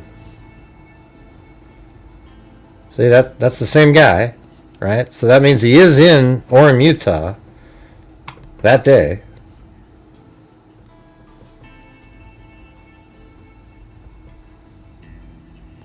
Okay, what do I need to do tonight, you guys, to help get to the goal? What is it that you need me to do? Or do, or...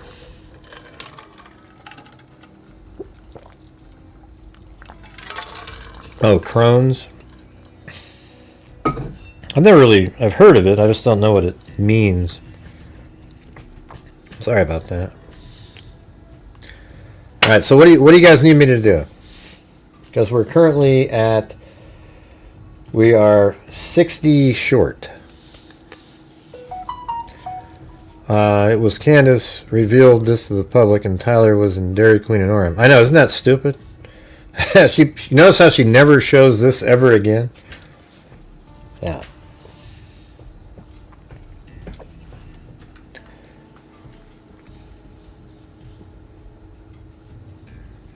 Yeah, he didn't get into an accident that day. Are people still saying that again? Hey, handler, we already showed you a minute ago. If you say it one more time, I'm blocking you permanently from the channel because you are now currently intentionally doing this. Okay? I'm going to show it to you again while you're here. And if you don't respond with, "Oh, I see now, I agree," I'm removing you permanently. Okay? All right, and that's just the way it's going to be because I don't have any patience for people like you. You're absolute embarrassing. All right, there he is, right there. You see him on the screen right there, right? That's the incident we're talking about. At the top of the screen, it's May 31st, 2022. Do you see it up there? Now, what made you type it in again after we already went through this 45 minutes ago? Welcome, Viable One.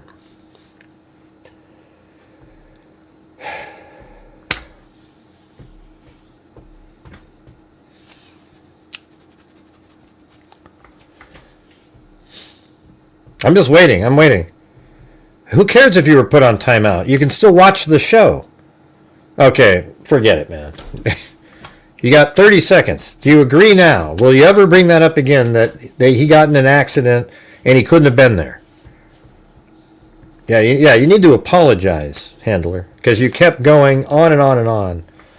So let's see if we can get one of those from you. You got about 30 seconds.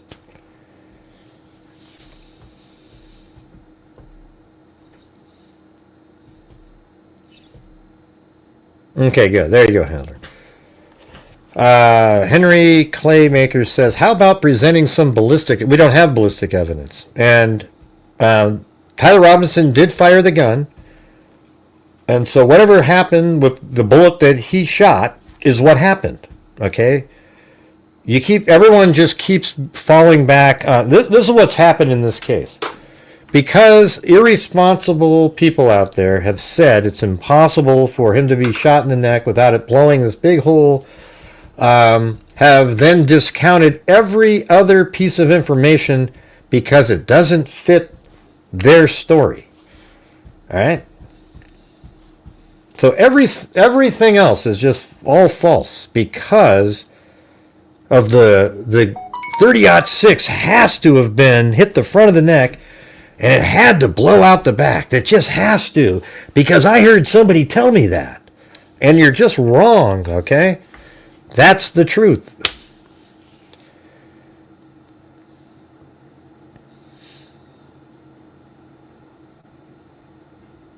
Yeah. So there was that. I just proved that to you. And now we're going to move on to the next part. And hopefully I'm not just spinning my wheels for the next hour again, because this is getting really another night where I have to keep asking over and over and over again. And the reason I have to is because I know what it takes. And right now we're currently behind again for the month. Way worse than last month, and last month was way worse than the month before that. You can't possibly say that though. I just said that. I can possibly say that though. I just told you.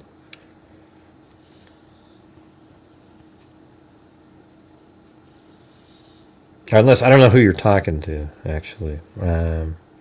Wasn't even on the campus. Yeah, she's nuts, okay? Candace Owens, well, even though she sounds rational and she has that little face looking into the camera, making little she is a lunatic, all right?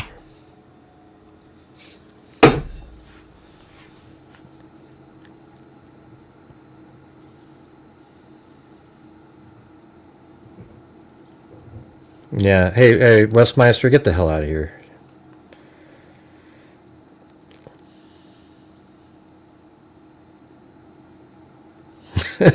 Yeah, I don't know how to. Let me ask you something. How do you not sound like an asshole? That's what this person said. That's because you come across as an asshole, Gray. How do you not come across as one when you've got lunatics commenting in here? It's crazy. I'm just being me. It's like I'm sitting here, I'm telling you the stuff rationally, and we see comments of people that have no clue about anything that they're looking at, but they heard Candace or some other special forces guy out there tell them something, and therefore it's 100% this way, and it's all a conspiracy because I just can't do it, man. I think it's disgusting.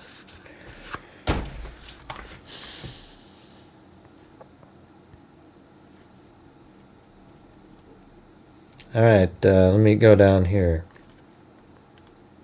So this is the charging document, which is a little bit different. It says, Turning Point USA, a nonprofit organization founded in 2012 by Charlie Kirk, organized a public outdoor event to be held at noon on September 10th, 2025 at UVU. The event was the first in a series of similar events to be held at college campuses nationwide. Mr. Kirk is a well-known conservative activist famous for these types of events where he discusses various political issues and debates with audience members. His events and comments have garnered a significant number of supporters and drawn the ire of many who disagree with his political views. The event at UVU was announced far in advance and generated significant publicity and interest. Consequently, several hundred people attended. Mr. Kirk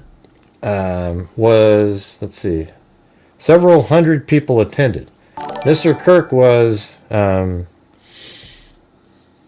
interacting with the crowd before the event. Hey, look at that, 6 months, Nader Bader. All right, guys, I'm just going to ask one last time on the show. Tonight, for some reason, we're struggling mightily to get to the goal. If you have the ability to help support the channel, I would appreciate it. If you could buy channel memberships, if you could do super chats, whatever it is. I'm just trying to make so we don't have the same thing we had 2 days ago. Yesterday was just a normal night. 2 days ago was the worst night in 2 months, and tonight's worse than that one currently. So if we can please help support the channel, that would be fantastic. Nobody knows why we have nights like this. Can't explain it. Oh, and look at that. My God, Lisa Belson shows up and helps out. And I know other people have been helping to the night, but I just don't understand it, you know. I don't understand. Hey, thanks, Lisa Belson. All right. Well, that made a big difference there. We're still not at the minimum goal level, but at least we're, you know, made a move. No, I listen, Henry. See, I'm always looking for people like you. What is it that you find suspicious? And do not bring up the 30-06 hitting him in the neck. Okay? Just assume to yourself that that's explainable. What is the other part that's suspicious? This is a case. This is.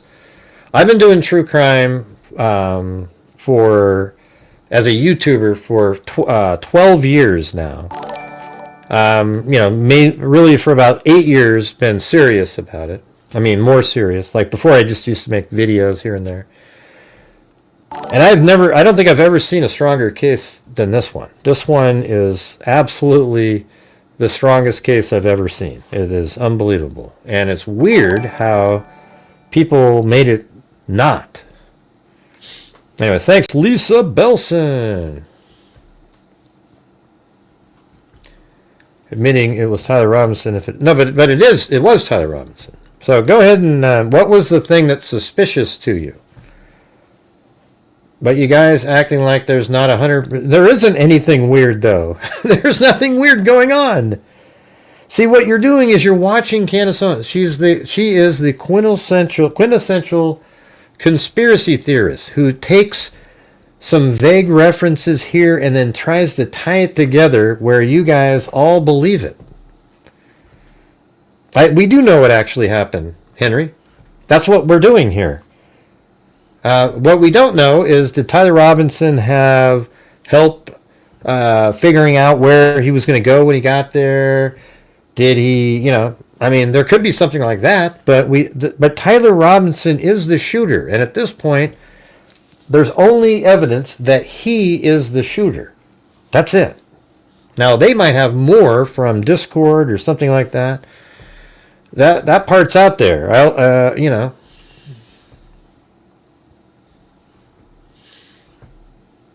Hey, Henry, you seem absolutely confused. Okay, I just told you, man. We're not doing the ballistic conversation. What other than that is suspicious to you? I just went through the whole thing. It couldn't be simpler. But how's it going, Lisa Belson? Are you, I don't even know what time when I do my shows is when people show up. Sometimes I do shows, people show up at 9, some people show up at 7. I know this whole ballistic thing is where people get absolutely screwed. And let me see if I can find this. I feel like I gotta cover this though, because it's becoming. Have you guys noticed how it's literally being taken over by just craziness?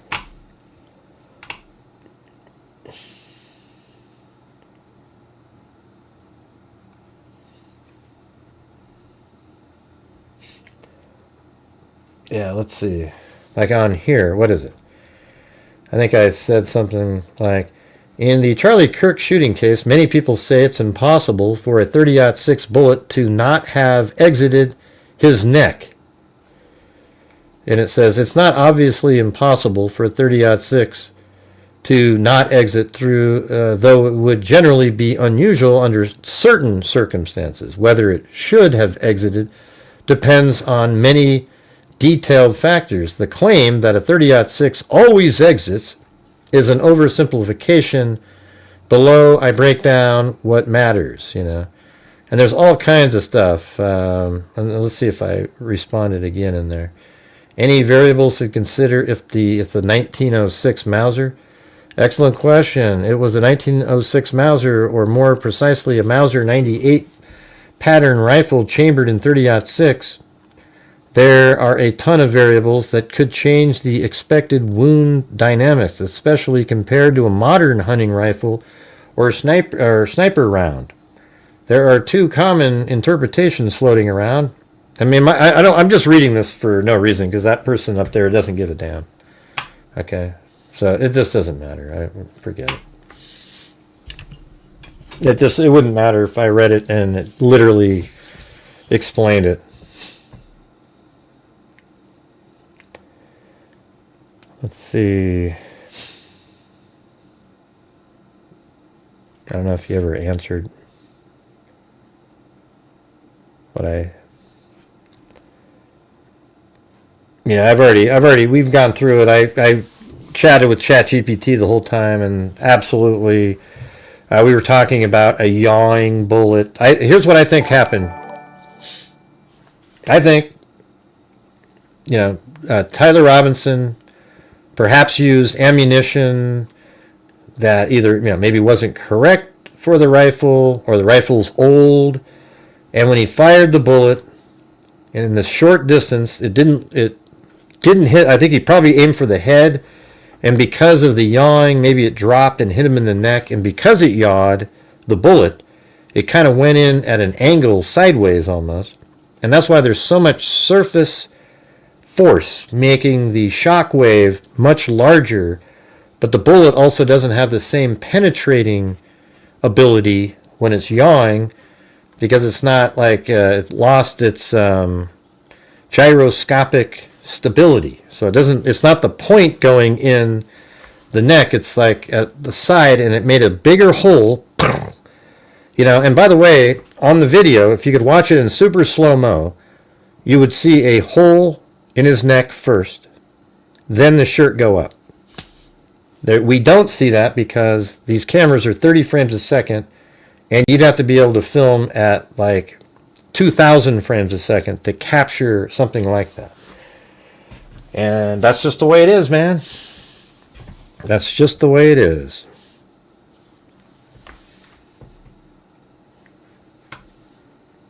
And I think that's going to be the answer, is the bullet did not go in, didn't ricochet, didn't do anything like that.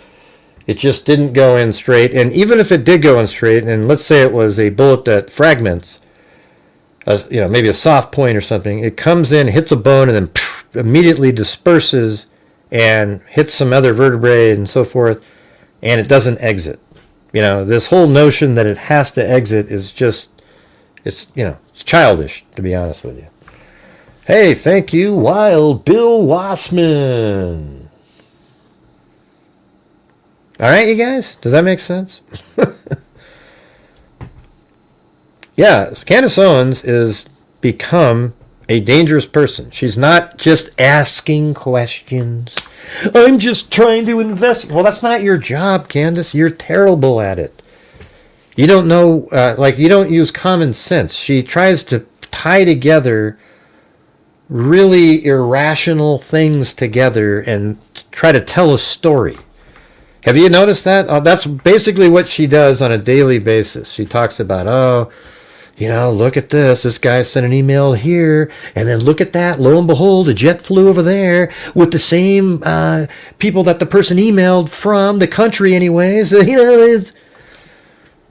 Hey, look at Joe Smith. He sent an email to a client he had in Egypt. Lo and behold, 2 days later, an Egyptian plane flew to the United States. Wow, and it was only one state away from where the event was taking place. And then we have this other, oh my God. And you guys sit there going, yeah, go Candace, yay!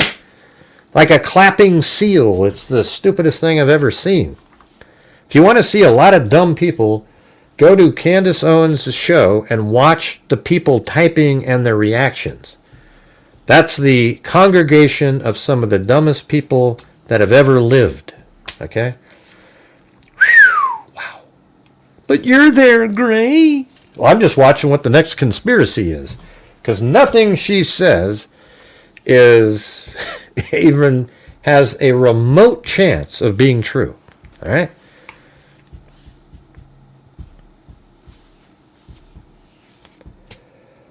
All right, the event at UVU was announced far in advance and garnered significant publicity and interest. Consequently, several hundred people attended. Mr. Kirk was interacting with the crowd before the event officially got underway. Then, approximately at noon, Mr. Kirk seated himself under a portable canopy behind a table and microphone. He began speaking to the crowd and fielding questions from attendees, a format Mr. Kirk commonly used at his events.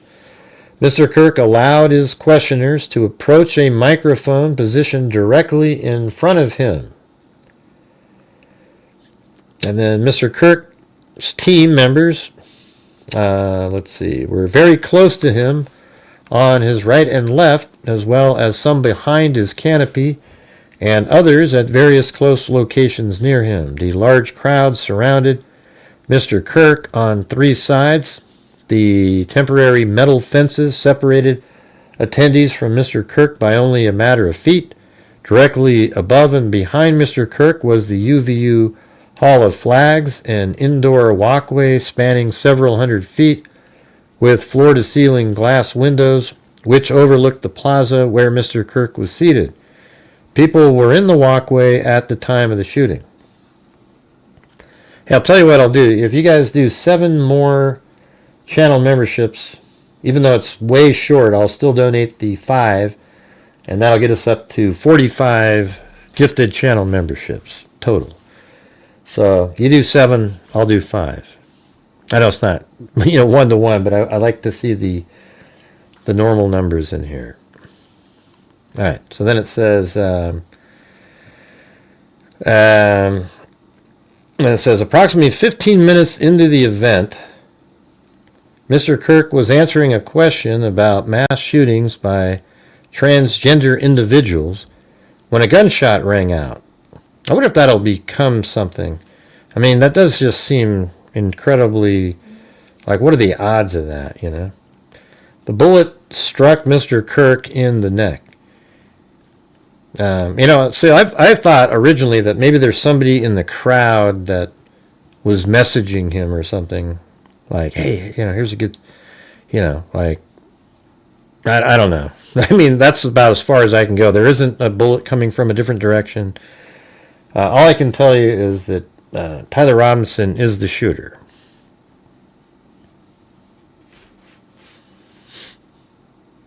How come when I set the challenge, it's just dead as a doornail, you guys? 7 memberships, then I'll donate 5. Yeah, and then it said, approximately 15 minutes into the event, Mr. Kirk was answering a question about mass shootings by transgender individuals when a gunshot rang out. The bullet struck Mr. Kirk in the neck. He slumped to the ground almost immediately. The bullet trajectory passed closely to several other individuals besides Mr. Kirk, including the questioner, who was standing directly in front of Mr. Kirk. Children were visible near Mr. Kirk's stage when he was shot. Mr. Kirk was rushed to a nearby hospital. Oh, well, thanks, Lisa Belson. I was hoping that other people would jump in this time. But you're always so generous. Okay, now we just need 2 more, you guys. 2 more. Mr. Kirk, including the questioner who was standing directly in front of Mr. Kirk. Children were visible near Mr. Kirk's stage when he was shot. Mr. Kirk was rushed to a nearby hospital where he was declared deceased. And then here's where, this is where it gets into what we've gone over before. I wasn't watching that, Jack. I was over here. Yeah, I don't know. Why was there... who was the person on there? Another conspiracy nutter? Yeah. So we need 2 more, you guys. The suspected shooting position is adjacent to an open, publicly accessible walkway. To access the suspected location, a person must climb over a railing and then drop to the roof only slightly below. Yeah, and that's exactly what I showed you, that little fence, then you drop down onto that little black area. The UV officer climbed over the railing and down onto the roof. He then walked to the suspected shooting position and confirmed a clear shooting corridor between the position and Mr. Kirk's seat. He also noticed markings in the gravel rooftop consistent with a sniper having lain on the roof. Impressions in the gravel potentially left by the elbows, knees, and feet of a person in a prone shooting position.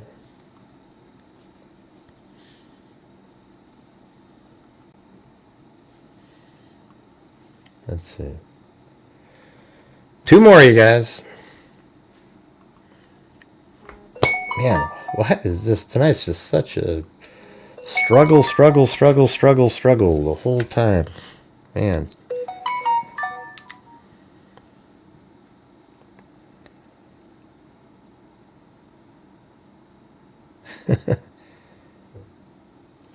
Yeah.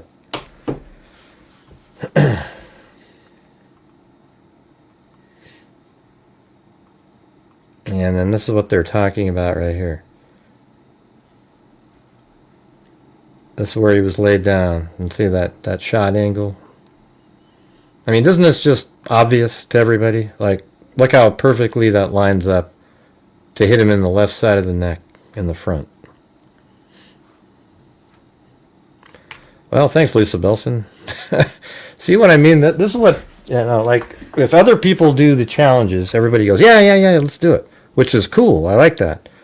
But when I do one, it's, it's not smooth. How much he loves them. Yeah, we know, YouTube handler. Yeah, we know that. Anyways, there was a video on Twitter today that I retweeted that shows the whole thing. You know, all the way up until they even carried him out the back.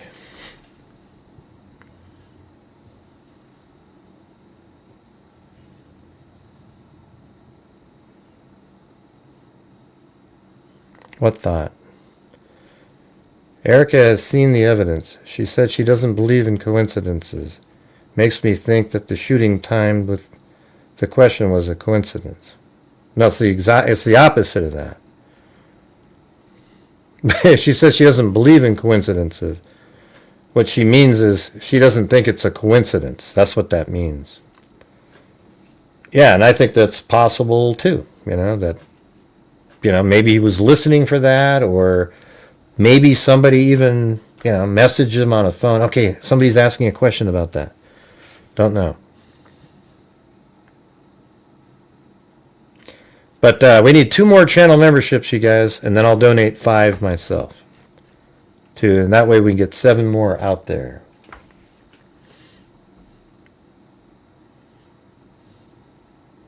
Because it's stupid, Henry Clay. That's why. Why would you want people digging around? Like, it would just be embarrassing to have people digging around. I don't know, man. I mean, I'm sure they look into... If there was any indication that it was foreign, they would go that direction. There's no doubt about it. No, that's what it was about. I mean, that's the part that's weird, is just that, there's a question about that. There's a question about transgender, and then, I mean, amazingly, he shoots, and it turns out he's dating a transgender person. I mean, that's crazy, right? Yeah, I don't think somebody said, hey, I mean, I don't know, I mean, it could just, it probably ends up that it's just a total coincidence. But maybe what's not a coincidence is that, like, fate-wise, like, wow, look at that. What are the, just crazy. You'd have to show me something that showed me that he knew. I mean, it could be that he was up there and he heard them talking about that, so then he ran over there. But he didn't really have time, because that whole questioning segment was only... So he must have already been laying there, so maybe when he heard that, he was like, okay, I'm ready to go.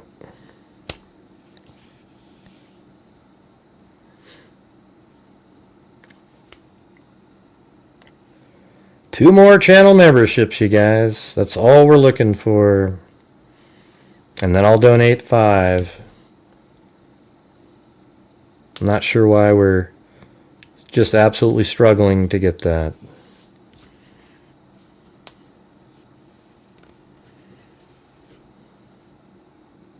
I don't think it pushed him over the edge. He was already at the edge to shoot. It didn't push him over the edge. He probably just heard him go, oh, this is a great time to shoot. All right, there's Bruce Holdaway. All right, we just need 1 more now. Can we do it? Man, you guys, this is like pulling teeth in here. Yeah, I think Erica was told to not... She's part of the gag order, probably. Can't say anything, especially because I think... Don't you think that given the fact that she's like her wife and they're really good friends with the vice president, the president of the United States is friends with her, you don't think that they've given her access, like Kash Patel, and everybody is telling her, okay, this is what we've got. Here's you just can't say anything, and don't give your opinion. I guarantee you that's what's going on here. All right, that's what's happening.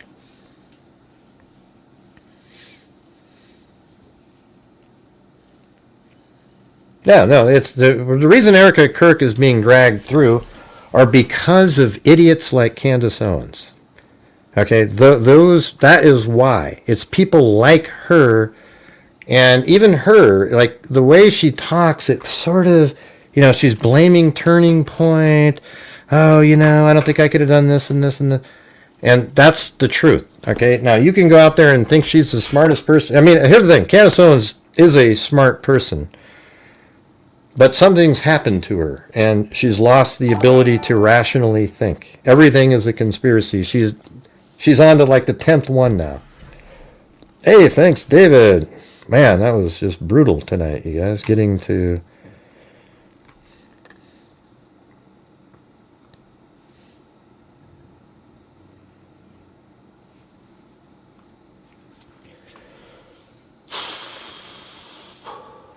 There we go.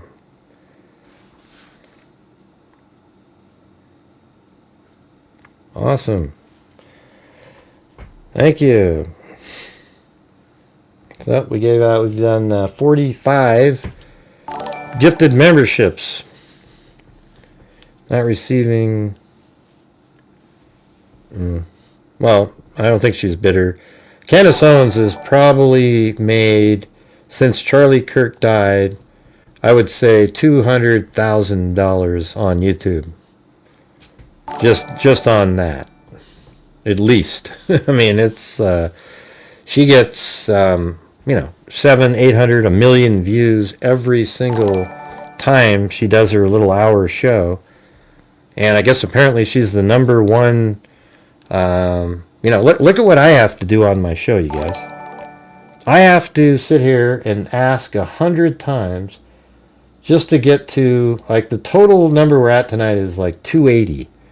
And then YouTube takes 30%, and then I get taxed. It's not, you can't even make it. Like at the end of the month, if you brought in 300 on Super Chats every night, that'd be 9,000, but then they get 30%, so that's 6. So it's really the number the next day once they've said what the channel gets. So tonight's, wasn't good. Wasn't good at all. But I appreciate everybody supporting, but it's just not... you can't make it where at the end of the month you can also, support the charities, things that we do too, etc., right?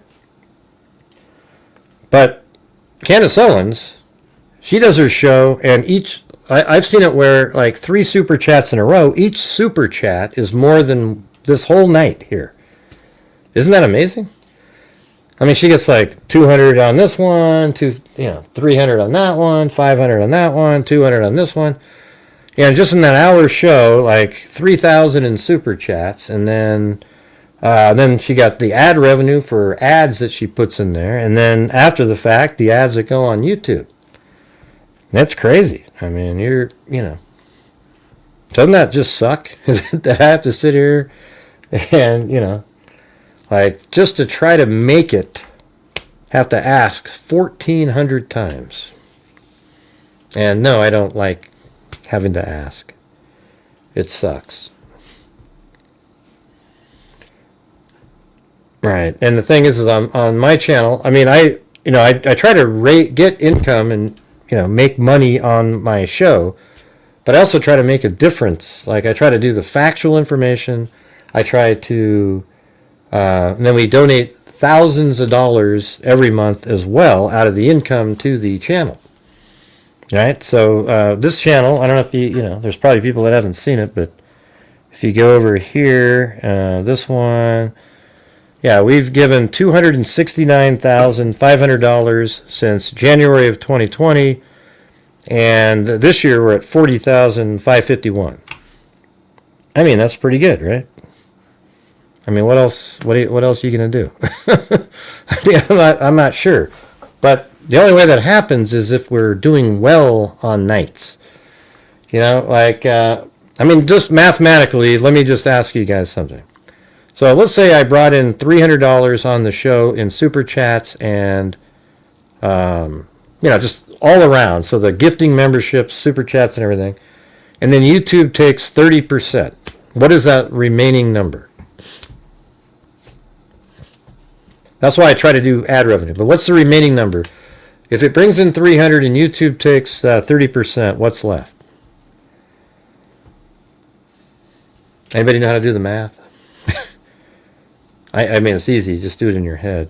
10% of 300 is 30, right? So, yeah. So, there you go.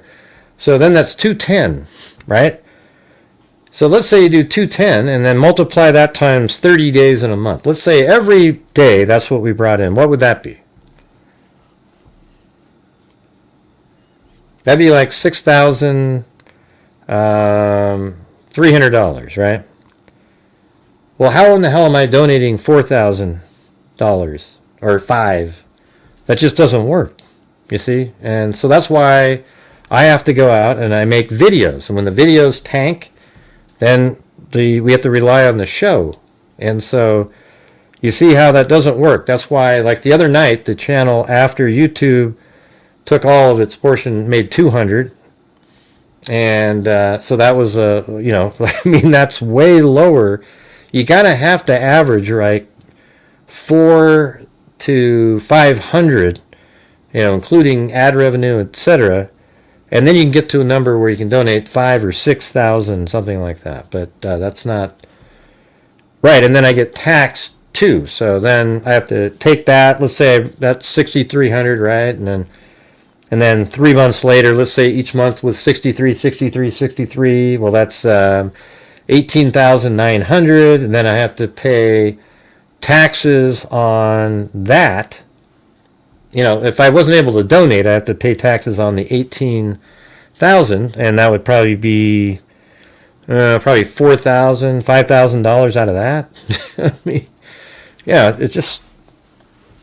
So that's why I'm always sitting here trying to go like, hey guys, we're way behind, because I know if we're just doing $250 is what's coming in, then at the end of the month, if I can donate $500, it'd be a miracle. Because there's a certain amount, like 6,000 or 7,000, which you're just sort of hovering at that point.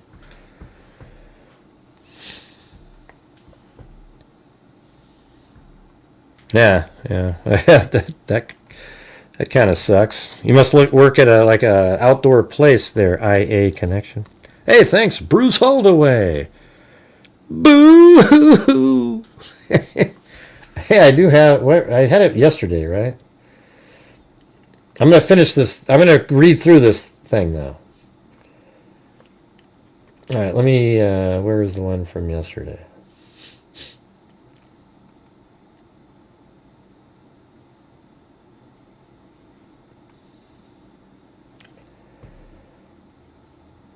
There it is. Here we go. Here you got it, Bruce, right there. When I was on Kirk TV. Let me turn it up. I'm sure they'll get the This is back in July. So you can go under the Court TV video from yesterday and you'll see these same kind of comments. Watch. When I was on Court TV, do you guys see that? I'm sure they'll get the obligatory, I can't believe you had Gray on your show, Vinny. I'm never watching again.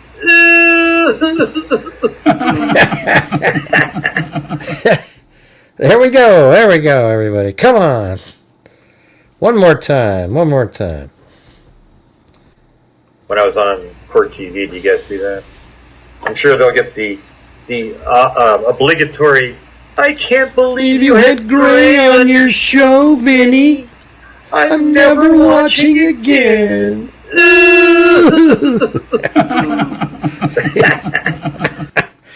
God, that's the best. When I was on Court TV, do you guys see? And guess what? Remember the thing I read to you guys earlier? These little whiny little weirdos that are out there? That's what they do. They show up to every time I'm on Court TV, and these clowns, literal clowns, they go on there and they always go, I can't believe you had gray on your show, Vinny. I mean, it's literally the same words. I could go over there right now and I'll find them. It's the craziest thing you've ever seen. It is the best, isn't it? Yeah. It's crazy. Should I read that? You want me to read? Let me read that thing again from earlier. Like, you know, they got 2 strikes, you know, and they act like they had something like an AA community, or a community where, like, they need support because, I mean, just listen to this. It says, quick update from the name of their channel. We've just taken 2 strikes on the channel, courtesy of Grant Hughes, of Grant Hughes Investigates. Seems like holding up that mirror, showing the world what his own reflection looks like, was a bit too much for him to handle. And all these people did was take my shows, edit out, and take little clips from the whole show, and put it all together to sell what they wanted to sell to people. It was a bit too much, no surprise there. Now listen to how weird this is.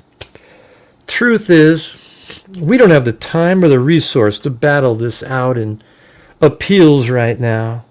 That's not what this was ever about. All we wanted was to build a space where the voices he tried to bury could finally... I mean, this is so ridiculous. Could finally breathe, question, and be heard without fear. A corner of the internet for the silence to speak up. If you're feeling this too, come join the conversation. It's where we're keeping the fire alive. And it sounds like stalking alive, okay? That's why I've sent this to YouTube, my connection over there. I'd hurry up and remove that one too, like you removed all the videos that you had on there. God, what a I mean, you gotta admit, like, these people, that's crazy, you know, Looney Tunes. Wow. All right, anyways, let's see, where were we over here? Isn't that creepy as hell, you guys?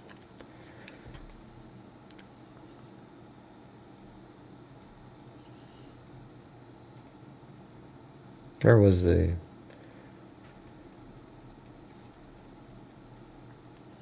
Okay, we did that. We read through this part. Okay, the surveillance.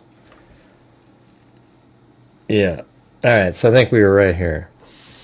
Yeah, I mean, I think they don't realize it, but what they're doing is it's stalking, okay? I don't talk to these people. I don't know who they are. You know, some of them are likely like ex-mods that were here. I don't even know, you know, like these people are crazy. Just, why are you still watching my show if I'm so disappointing to you? Go do something else. Yeah, it's just, I mean, it's really creepy. Hey, by the way, it's 8675309, Jenny's birthday tomorrow, you guys.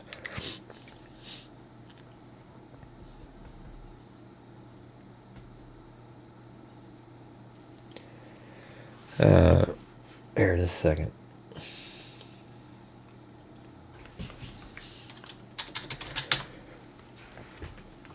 Thank you, As Lovin'.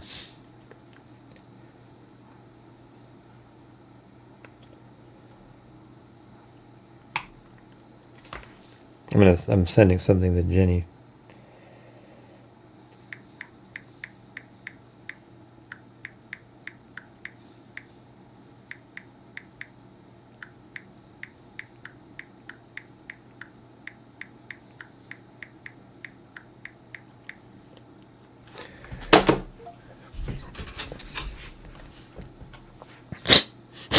Oh man, I gotta go. I'll be back in a second. Here, let me play this.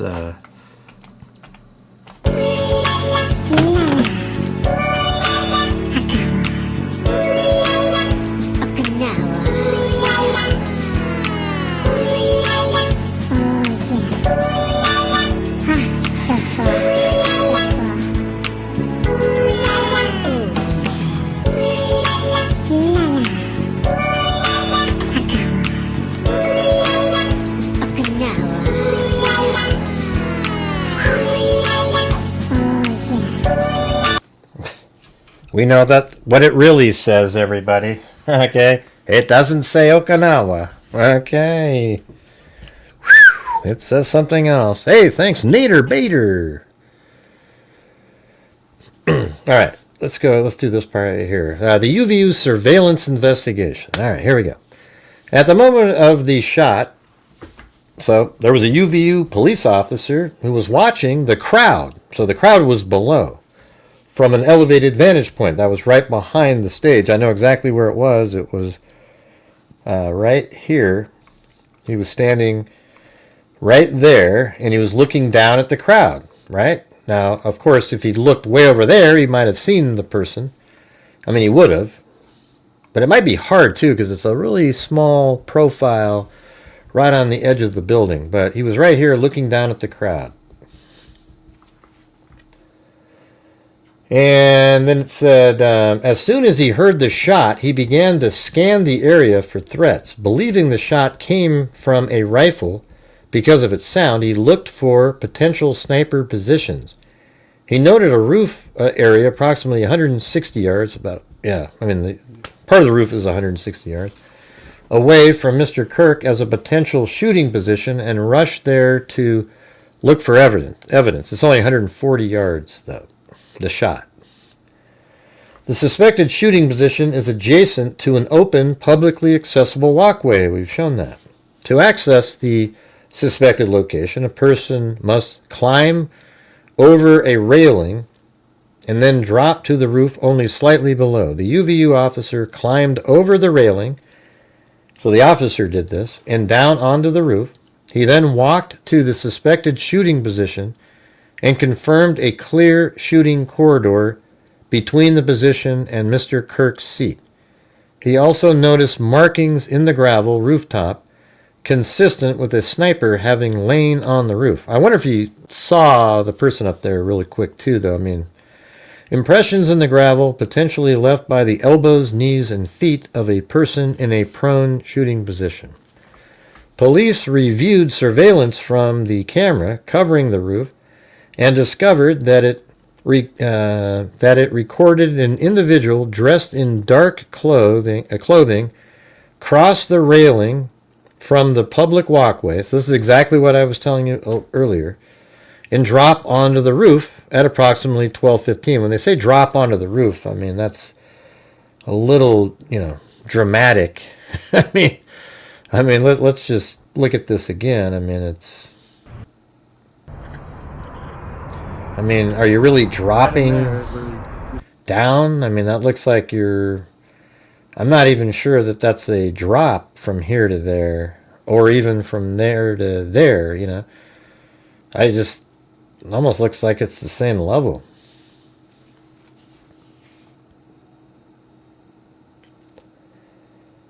Let's see. Police reviewed surveillance from a camera covering the roof and discovered that it recorded an individual dressed in dark clothing. Although the individual moved out of the camera's view, that's when it went down behind that wall for a short time, the camera again captured the individual running across the roof and then low crawling. So that means he's like down low to an area the UVU officer recognized as where the suspect sniper had dropped into a prone shooting position. Right, so they said, wow, that's the same spot that I found where they put those markers. After a short time, so that's interesting. So they found the portion of the roof where it looked like the sniper was.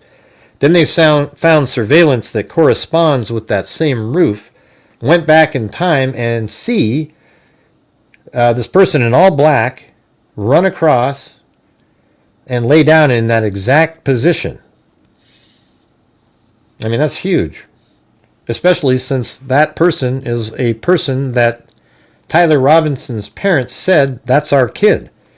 And yes, that's the same person because he's wearing the same clothing and limping just like the person did in the parking garage.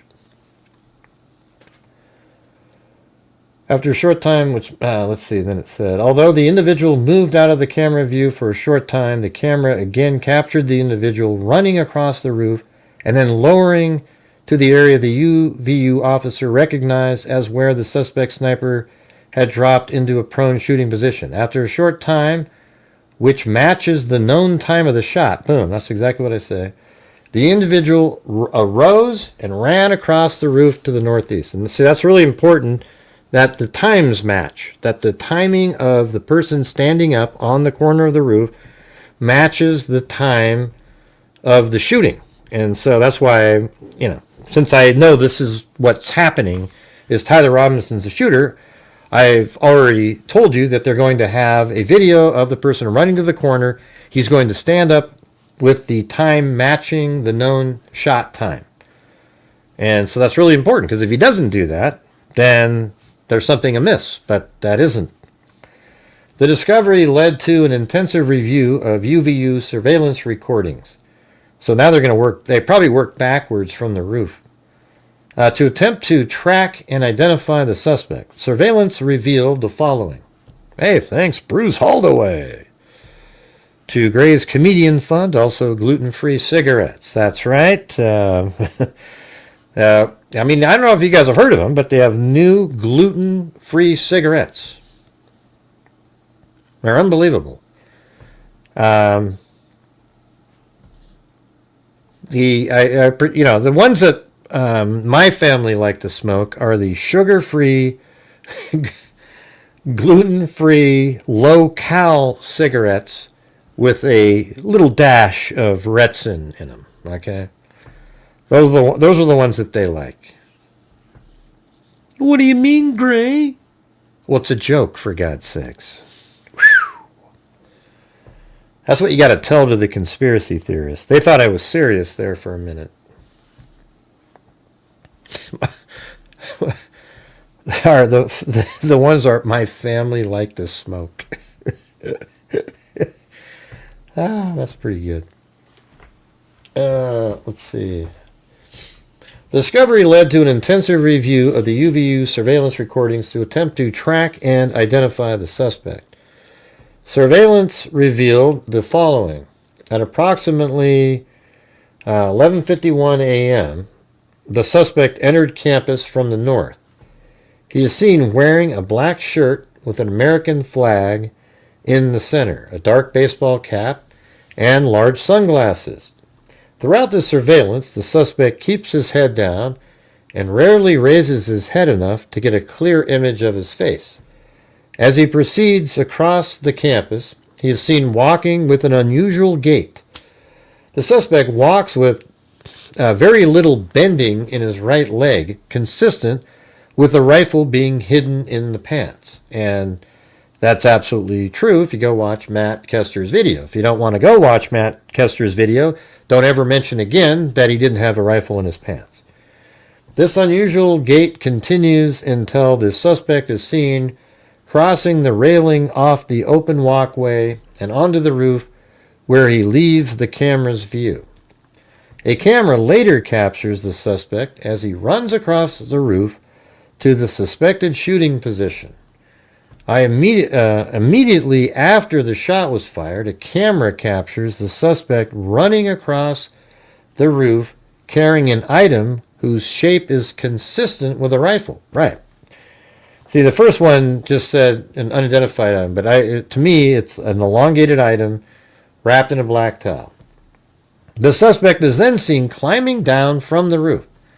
He appears to drop the item, so that's an error in this document, drop the item he was carrying as he hits the ground in a controlled fall. Well, what he dropped were his sunglasses. He was still carrying the rifle wrapped in a black towel in his right hand. He then picks up the item and runs, so he doesn't pick up the rifle, he picks up his sunglasses and puts them back on his head and runs towards the northeast end of the campus. See how I can point out an error, but it doesn't change the story at all. It doesn't, there's no significance to it. Who cares if they misidentified the item that was dropped? He still had the rifle wrapped in a black towel in his right hand.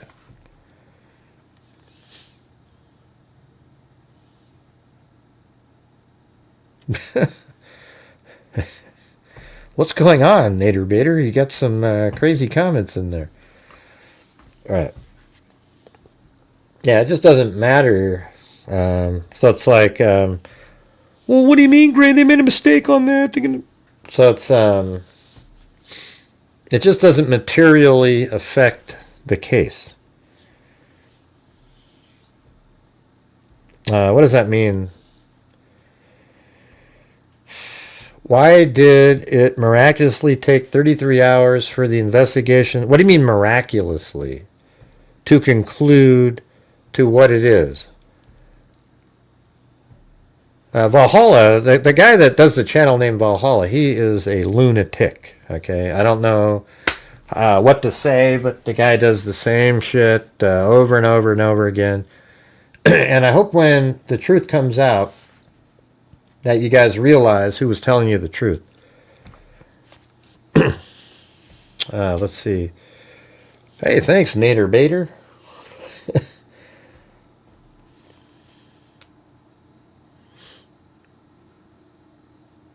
Now, I guess I do like to make people laugh every once in a while in here. So I'm always, whenever Lisa Belson laughs and other people laugh, I make her laugh a lot. Maybe that's why she likes my channel.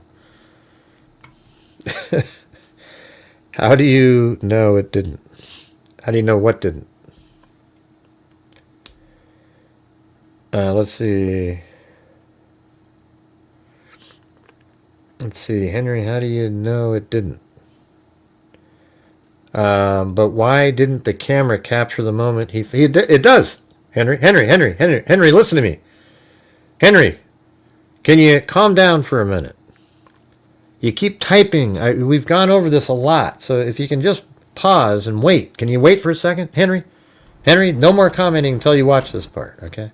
You see this right here?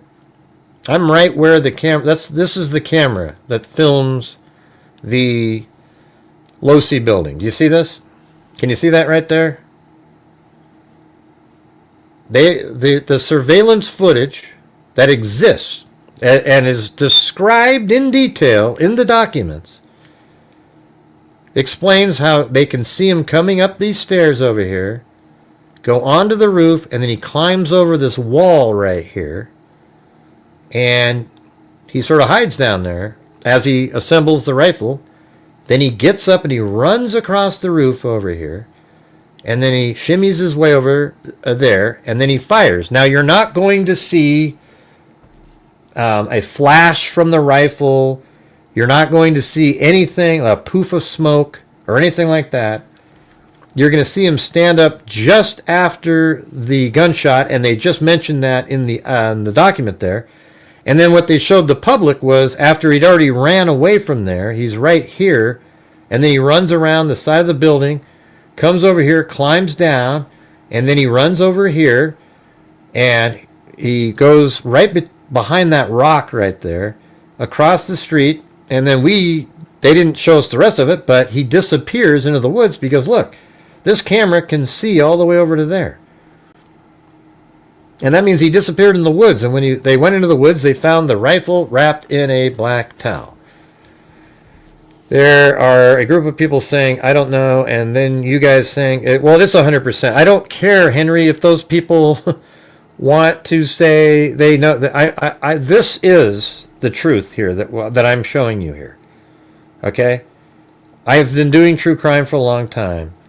I am putting out the information that has been put out in the probable cause document, which is not the FBI. It is law enforcement, and they have to sign it with the penalty of perjury, signing those things. And it's real. It's real stuff. And every time I read it, it makes sense. There's nothing in it that makes me go, that's suspicious. The reason, Henry, on the channels that you unfortunately are stumbling upon, those people have made an industry out of continually coming up with a new theory every single day, opposite of what the reality is, because they know that there's an audience willing to lap it up. And you're one of those people. So you might want to rethink doing that. It's garbage. You're going to, when it all comes out, remember where you watch, like go back and watch this whole show if you have the time. you'll just see it's just laid out there for you. It's simple. It's a simple case. No, it's not even, there's no complexity. So, and right over here it said, the suspect walked with very little bending in his right leg, consistent with the rifle being hidden. This unusual gait continues until the suspect is seen crossing the railing. Right. A camera later captures the suspect as he runs across the roof. See, they've already have him, camera capturing him doing all of that. What credentials do you have to claim you're sharing authentic, factual FBI? I'm not sharing FBI information. I just told you that. Do you pay attention to anybody? Okay, let's go back up here. This document here is the charging document by the, looks like Utah County, state of Utah. The other one was from the Sheriff's Department. They are not related to the FBI. Whew. Man, your brain doesn't work. You're going to have to get that fixed. I'm not triggered at all, man. That's just how I sound. It's people like you. What credentials do you have? Ooh. God, give me a break, for God's sakes. My God. I wasn't the one triggered. You were. You didn't like the fact that I said that this is it. Now, camera later captures the suspect as he runs across the roof to the suspected shooting position. Immediately after the shot was fired. Let me see what the word. Let me see if the word camera is up in here. Yeah, look at right here. See the word camera? Police reviewed surveillance from the camera covering the roof. There he is. The camera, again, captures the individual running across the roof and then lowering to the area the UVU officer recognizes where the shot came from. Okay? Don't you get it? Like, it's the same camera. We just didn't get to see that surveillance because there's a trial happening. A camera later captures the suspect as he runs across the roof to the suspected shooting position. Immediately after the shot was fired, the camera captures the suspect running across the roof, carrying an item whose shape is consistent with a rifle. The suspect is then seen climbing down from the roof. He appears to drop the item, blah, blah, blah. We know that's not the item. It was a pair of glasses. All right, down here. Law enforcement officers followed the suspect's escape path to the northeast and to campus, where they believe the suspect left campus and entered the wooded area. And they believe that because he didn't keep showing up on camera to the right. In that wooded area, investigators found a bolt-action rifle wrapped in a towel. Now, how unfortunate for Tyler Robinson that the bolt-action rifle they found looks a hell of a lot like the one his grandfather gave him. I mean, what a bad day it is for that guy. Think about that for a minute. That his parents identified him as the person going into the stairway, the tunnel, and going up the stairs into the parking garage. And then a little while later, they find a rifle that matches the rifle that Tyler Robinson was given as a gift. Of course, it's not really his. It was some guy that just happened to buy the same exact type of rifle. And then what makes it even weirder is that somehow earlier in the day, the guy that shot Charlie Kirk had shaken hands with Tyler Robinson earlier in the day. And then when he fired, it put the DNA of Tyler Robinson on the trigger of the rifle that looks exactly the same as the one that his grandfather gave him. Isn't that weird? And then what's even weirder is the real shooter shot Charlie Kirk, and the bullet on there had the, notice bulge comment. And it's so weird because later Tyler mentioned that to his boyfriend, Twigs. And, I mean, isn't it incredible that the same exact thing that he mentioned, the real shooter just happened to write on the bullet too? Wow. I mean, this is a miracle, everybody. This makes the Miracle on Ice look like child's play, for God's sakes. That's what I'm going to have to play when I make my video. The most unlucky guy in the world. It's Tyler Robinson, the most unlucky guy in the world. I think I'm going to start off with, do you believe in miracles? Yes! Oh, man. Yeah.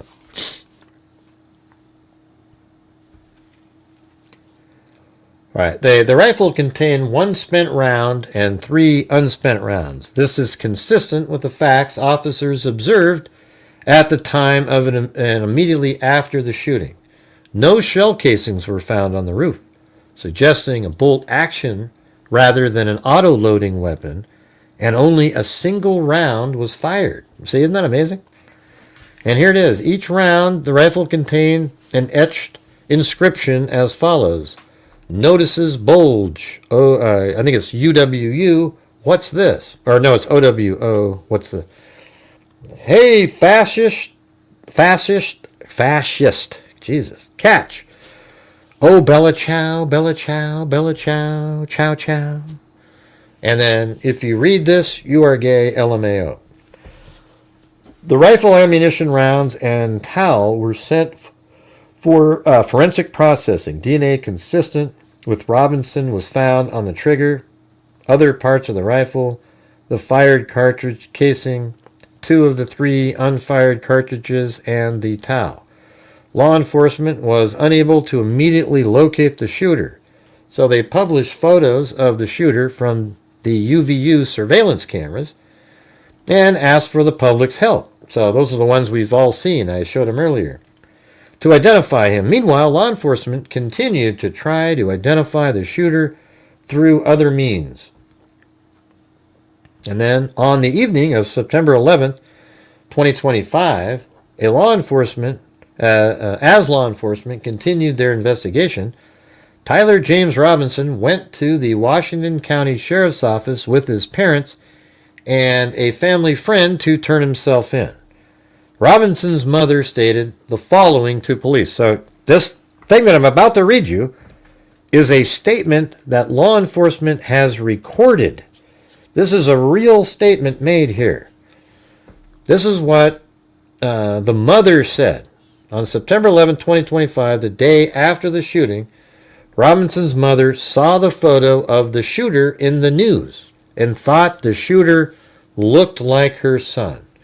Robinson's mother called her son and asked him where he was because she was so concerned, like, where are you? And he said he was at home sick and that he had also been at home sick on September 10th. Robinson's mother expressed concern to her husband, and also, they had the conversation about how he didn't like Charlie Kirk prior. Her husband, that the suspected shooter looked like Robinson. And then guess what? As Robinson's father said, you know what? I agree. Robinson's mother explained that over the last year or so, Robinson had become more political and had started to lean more to the left, becoming more pro-gay and trans rights oriented. She stated that Robinson began to date his roommate, a biological male who was transitioning genders. This resulted in several discussions with family members, but especially between Robinson and his father, who have very different political views. In one conversation before the shooting, Robinson mentioned that Charlie Kirk would be holding an event. So that means, Tyler Robinson told his parents, hey, Charlie Kirk will be holding an event at UVU, which Robinson said, and they quoted him saying, a stupid venue. I wonder what, what was he saying that, hey, had he already planned that he was going to be shooting him at this point because he knows about it? And we now know that he was there a week or so before, if we believe that one witness that saw him walking around on the roof. Robinson's father reported that when his wife showed him the surveillance image of the suspected shooter in the news, He agreed that it looked like their son. He also believed that the rifle that police suspected the shooter used matched a rifle that was given to his son as a gift.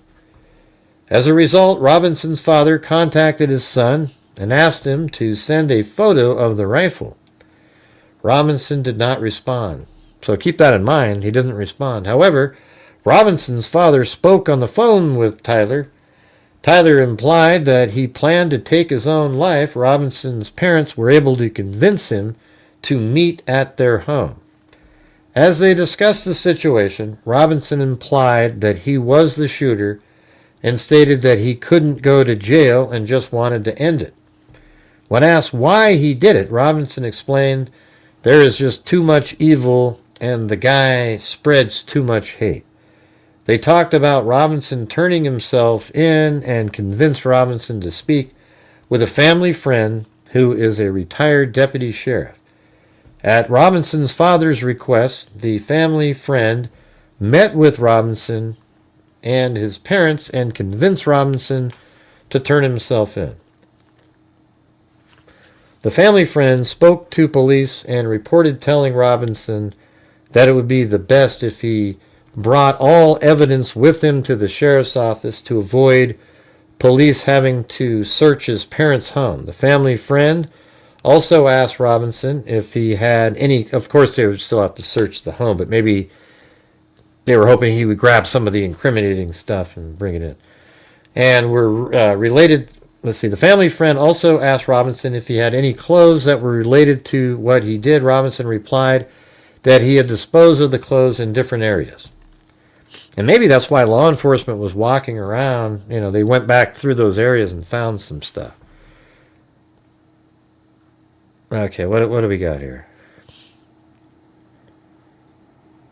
Yeah, I think that one word you use in there, V-crafter, is YouTube doesn't let you use that anymore.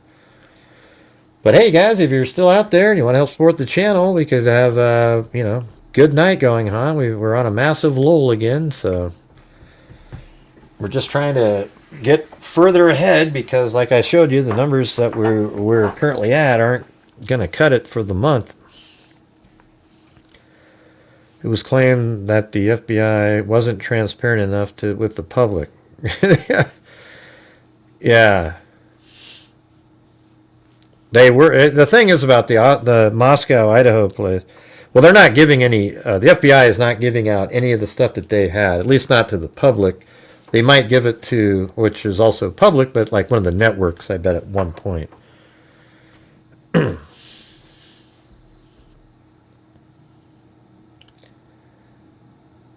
Huh? What are you talking about, Bruce? Yeah, Lisa's already helped out. I'm kind of hoping other people would.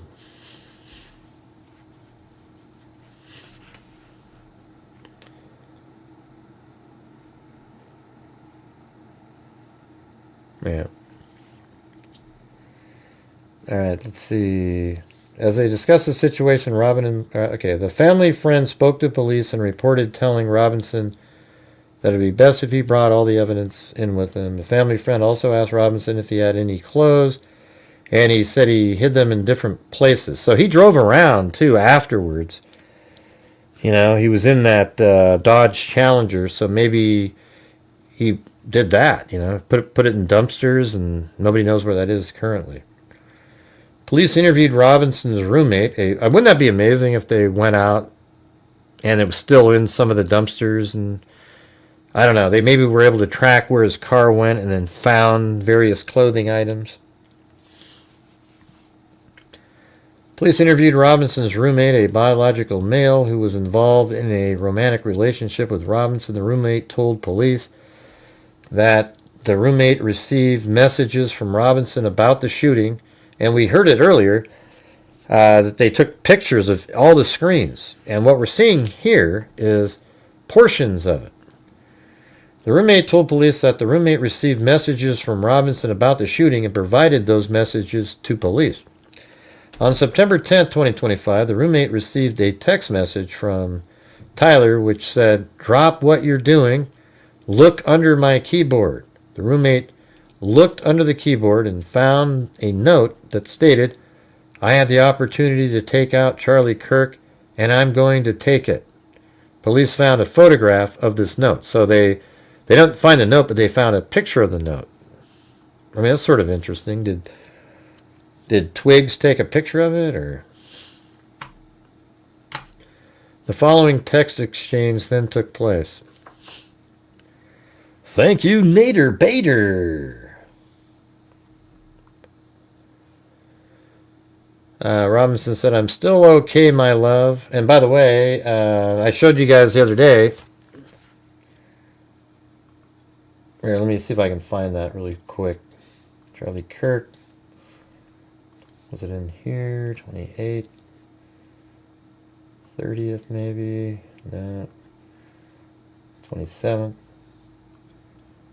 26th. Yeah, there it is. Yeah, so here is Twigs on X, right? And under replies, see right here, it says still okay. That's on September 19th, 20. That's a year before. But I mean, how many people type that in, you know? I mean, still okay. That's what Lance, you know, is typing back to somebody. And this account here is gone. The account's suspended. It says still okay. And then right over here it says, "I'm still okay, my love," Robinson says. That might be like words that they use. You know what I'm saying?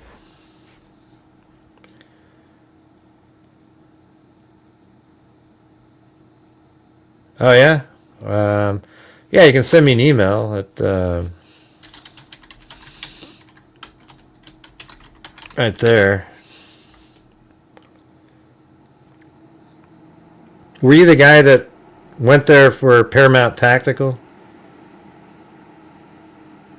Like you met him there? There was some other guy that I met out. She was told Tyler was at the Dairy Queen to dispose of the clothing at the cemetery. What does that mean? What do you mean? What does that even mean? He was at the Dairy Queen to dispose of at the cemetery? I don't even know what that means. Let's see. I'm still okay, my love. So don't you think that that's like related? That he says still okay, Robinson does?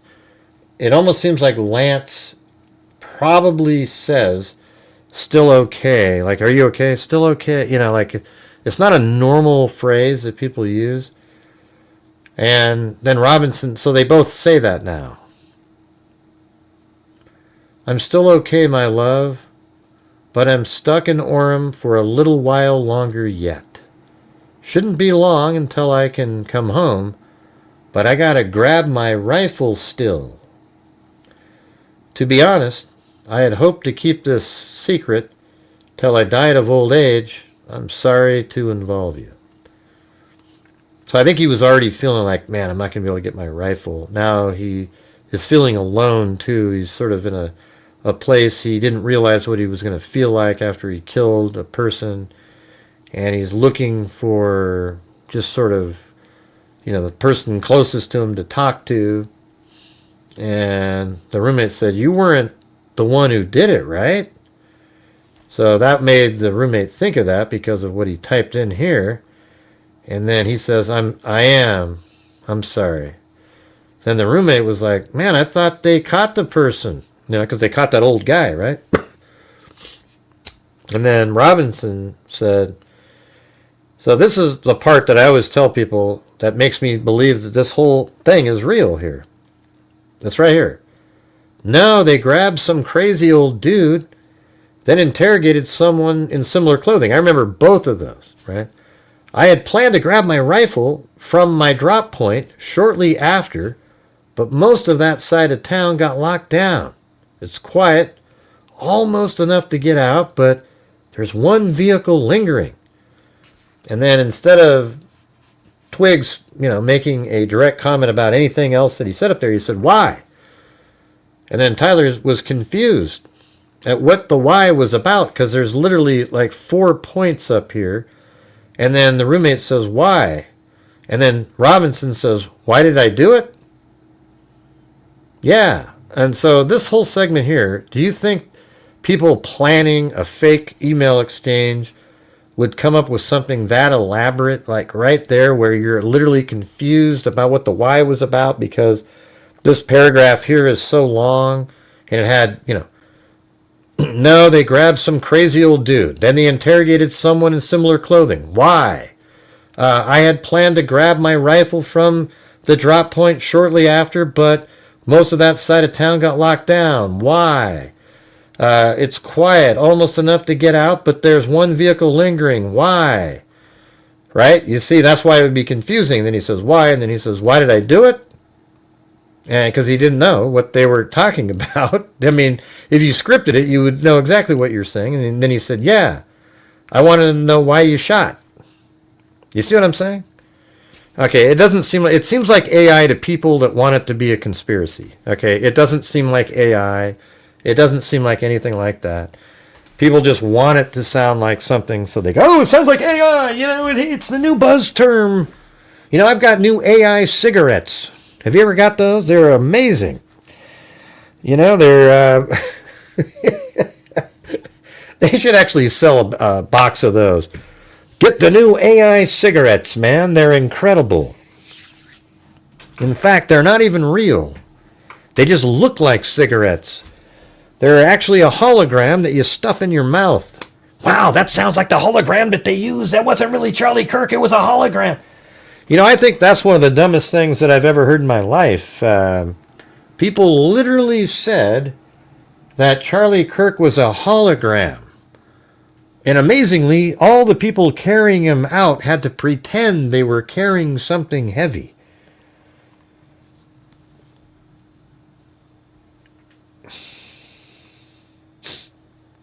There could be some elements of that in here, but I think this is a genuine text message exchange. Like, they literally wrote it, and I think Twigs was confused. I think Twigs was kind of shocked a little bit once it turns out that Tyler was actually the shooter. So there's people out there that think he had to have known, blah, blah, blah.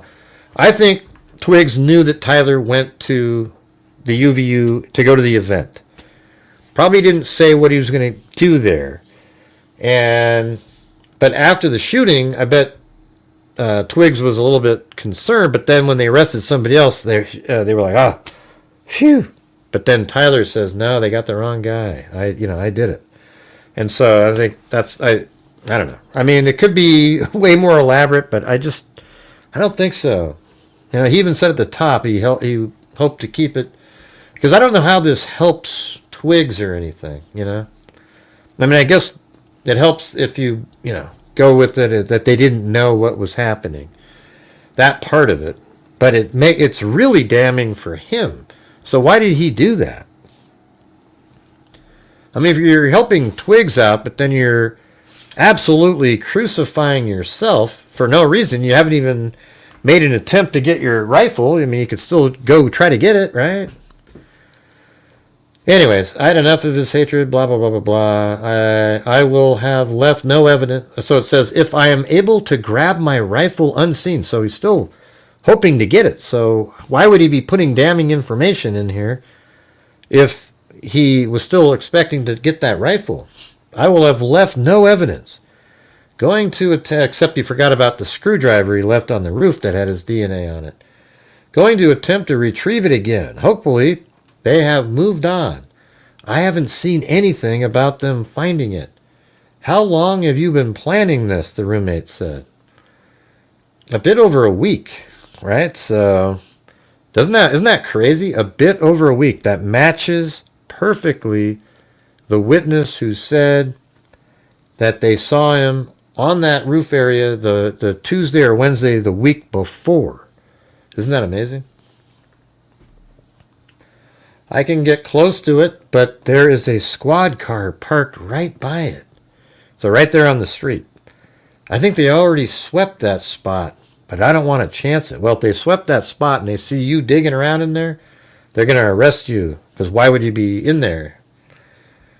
I'm wishing I had circled back and grabbed it as soon as I got to my vehicle. I'm worried what my old... Yeah, I mean, that he should have got that, but his DNA... They would have found him using genetic genealogy. In fact, I think his fingerprints are on that roof when he drug his hand off. It's right there. His DNA. I bet you they got DNA there. They got DNA on the screwdriver and maybe a couple different areas on the roof. And they'll be able to show on the video when his hand actually hit that spot. Because I did it. I can show you when his hand touched the roof and then dragged those 4 marks.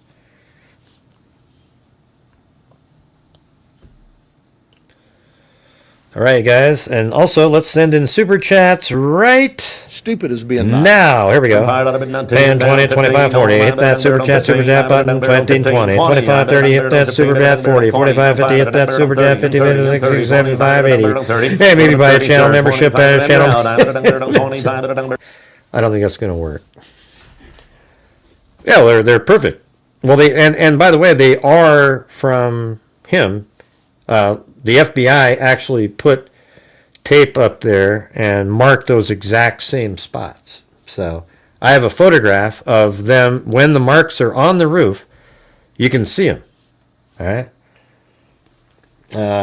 So it was in one of those earlier photos. I have it somewhere in my files, but you can actually literally see the same marks that I found, but nobody seemed to ever notice those in those other photographs that were out there.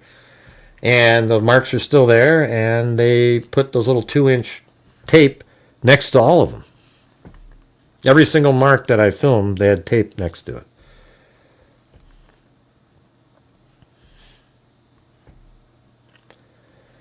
Yeah. Well, and plus he had his phone with him, too. He's kind of dumb. He's not as smart as he... a lot of them are like that. Koberger thought he was a genius. He screwed up, man. And it's not just, he left the sheath. I mean, the car driving around, purchasing, just lots of stupid stuff. So, let's see, it says, I had enough of his hatred. Some hate can't be negotiated out. If I'm able to grab my rifle unseen, I will have left no evidence. Going to attempt to retrieve it again. Hopefully they have moved on. I haven't seen anything about them finding it. How long have you been planning this? A bit over a week. I believe I can get close to it, but there's a squad car parked right by it. I think they already swept that spot, but I don't want to chance it. I'm wishing I had circled back and grabbed it as soon as I got to my vehicle. I'm worried what my old man would do if I didn't bring back Grandpa's rifle. See, he even admits it, that it's his grandpa's rifle. I don't know if it had a serial number, but it wouldn't trace to me. I worry about prints. See, he's just trying to be like opening up and saying all the stuff that he's worried about to Twigs.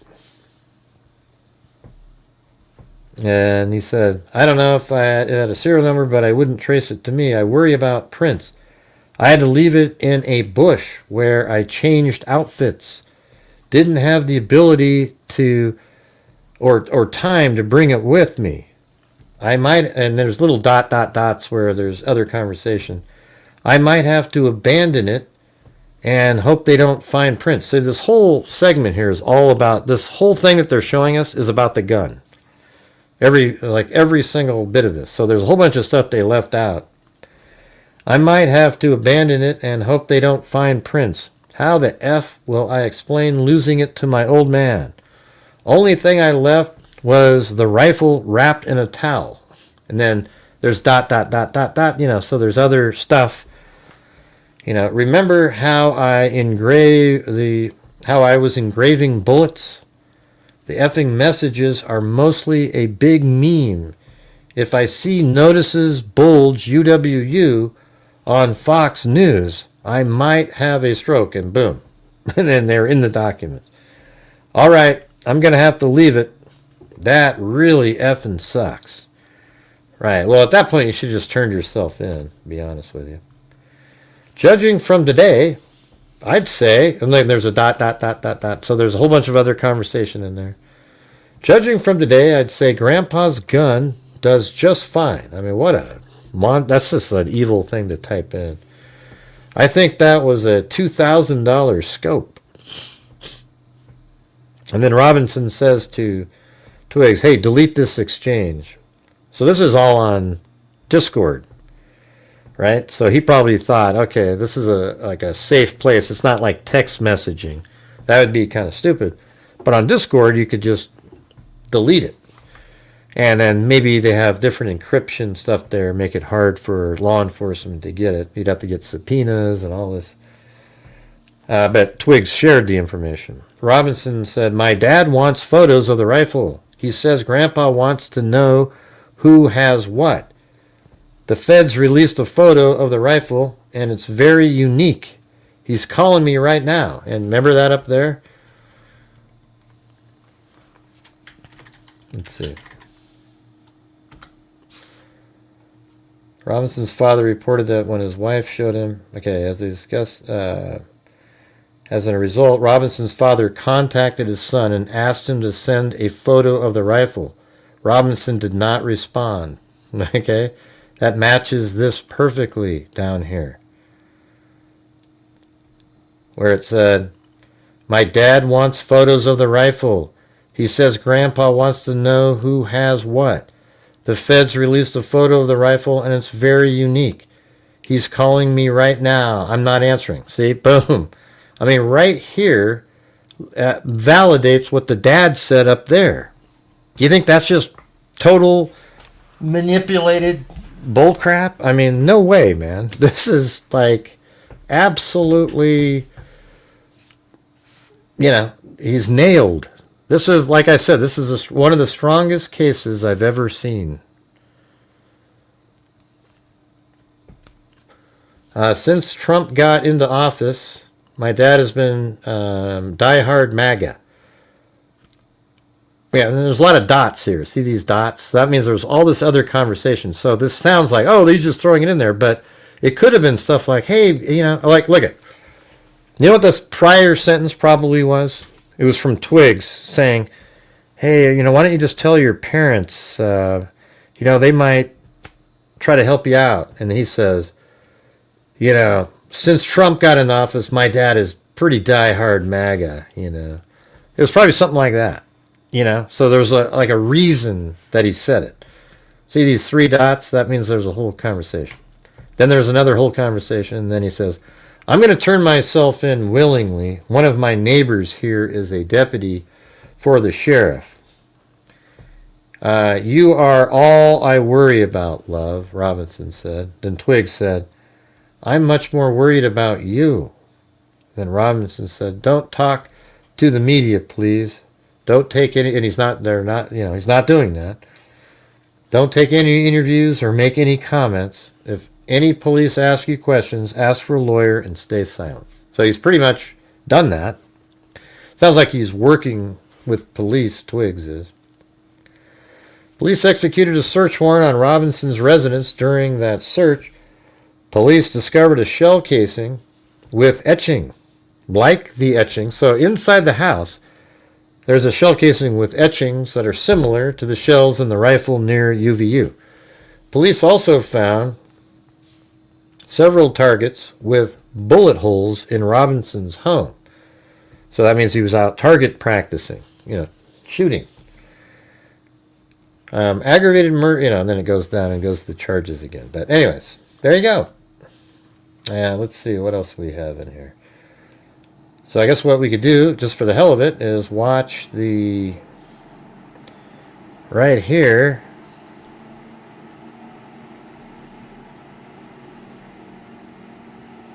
Oh, hey, thanks, Aaron. You guys just sent that in just now, or? I think I'm confused. I think my chat's way behind. That was a long time ago. I gotta scroll way down here. We're on one of those massive lull benders again.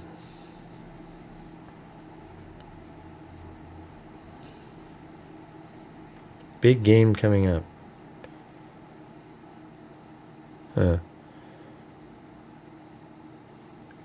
All right, well, we'll just watch this then from the beginning all the way to the end here. All right. So here is the surveillance that I got. You know, the person that doesn't investigate the case at all, didn't do a damn thing. I just got extra surveillance here. I'm the one that filmed the prints of him jumping off the roof. You know, put it all together. You know how it goes.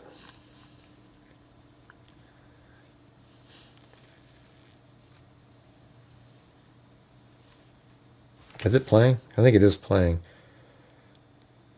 This is just, these are only, like, I think a minute long videos. And then they start playing another video. So you can see the reflection of the lights back there. And here it comes. Here comes his Dodge Challenger. We're 49 seconds in. So here he comes.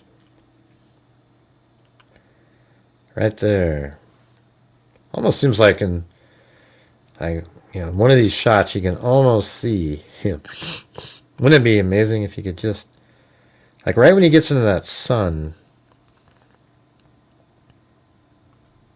right there. You know, man, let me go back. I have the original video too, yeah. Let's see what happens. I guess I'm gonna pause it. Now that I'm looking at that.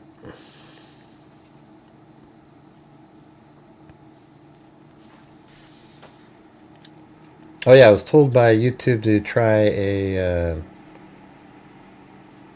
it's not gonna work, but they told me to try it. He walked me around. He actually walked me around different places, and it's pretty interesting. Right when I came to the door, he just goes, "Oh, you want to come in and see it?" And then he gave me a USB thumb drive.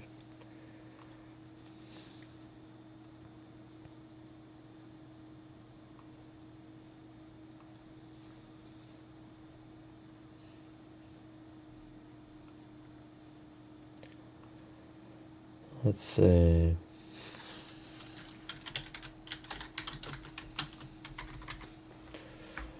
Alright, let's see if here we go. This is what YouTube told me to do. I just threw it in there.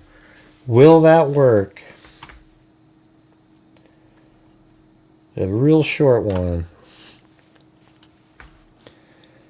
Alright. Oh yeah, what was I doing? It's this one right here.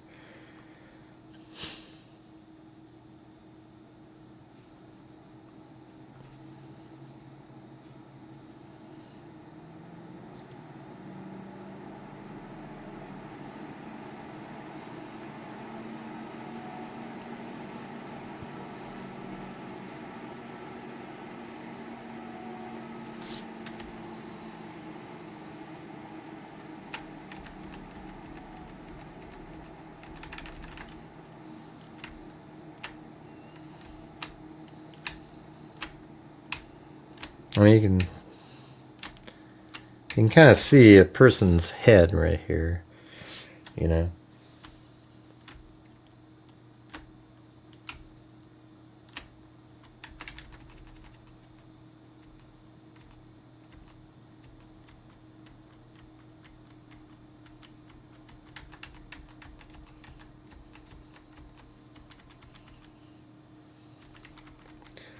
Yeah, we got a little mini goal at the top of the screen there. My YouTube rep said, "Hey, try one of those goal things," and I forgot.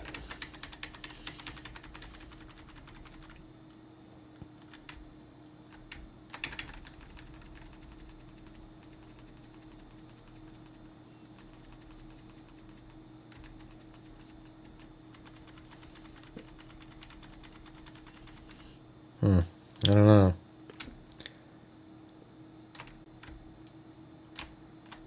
Almost seems like right here you can almost see a baseball cap, but I don't think it bills that long. Well, no, his bills are long though, aren't they? On those hats. So that really could be the bill of his hat. right here, and just with a little warping of the mirror. Because if you look at it like right there, see that? Like that, there's a head in there, and there'd be no reason for there to be anything there unless that was part of the hat.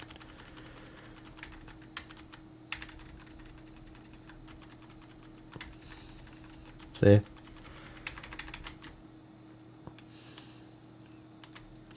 Alright, anyways, forget it. You guys seem about as interested as a dog eating a milk bone.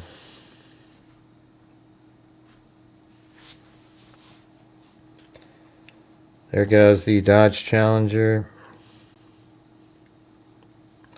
Hey, look at Wild Bill Wassman. Got one of the 5. All right. It's a miracle. Let's see if we can do the other 4. All right, and then we're going to get 823. So that's still the video. Okay, now this is with Tyler Robinson wearing his maroon clothing. You'll see him right over here, and he kind of goes into this area. 957.26. Hey, Christine, you're still here, huh? Hey, I got freaked. Oh, there he is. See, there he is with the maroon shirt. Right there. And he's probably just following my arrow. And he's going to be right there. There he goes. So you can see his head through there a little bit. And there he is right there. Now that maroon color there is exactly the same as... I need to throw that in there. Hold on a second. Like right there. That's perfect. Let me grab that. Here, watch this. That's perfect.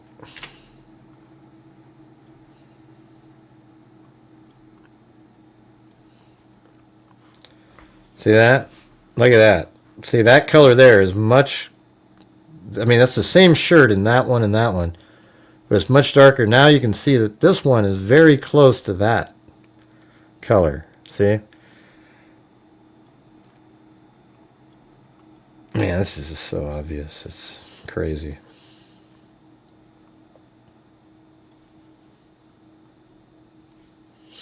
Look at that.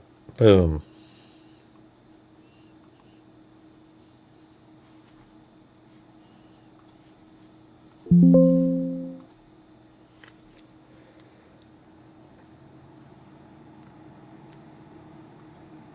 Yep, I'm just trying to get that. Your mind's blown. Jessica Shoebox, mind is blown. Right, here we go. And there he is around the corner. That's the guy.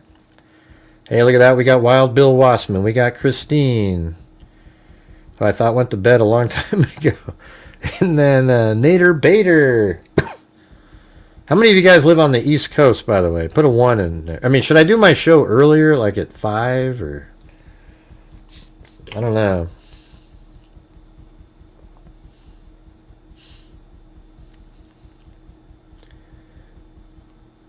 Yeah, see, he's walking way over there. Can you see him? I mean, he's this video picks him up walking forever. So he's way down there, and I guess on the map, I think while he's still walking on the video, I can... It's right over here. That's where the video was. So he's... This video picks him up. He's walking like this, and then he goes around like that. That's all it shows. And there he is right here. It's kind of small for you guys, probably, but he's right there. Right here. And then he walks behind a couple parked cars. And then you can still see him right there. And then he's out of view.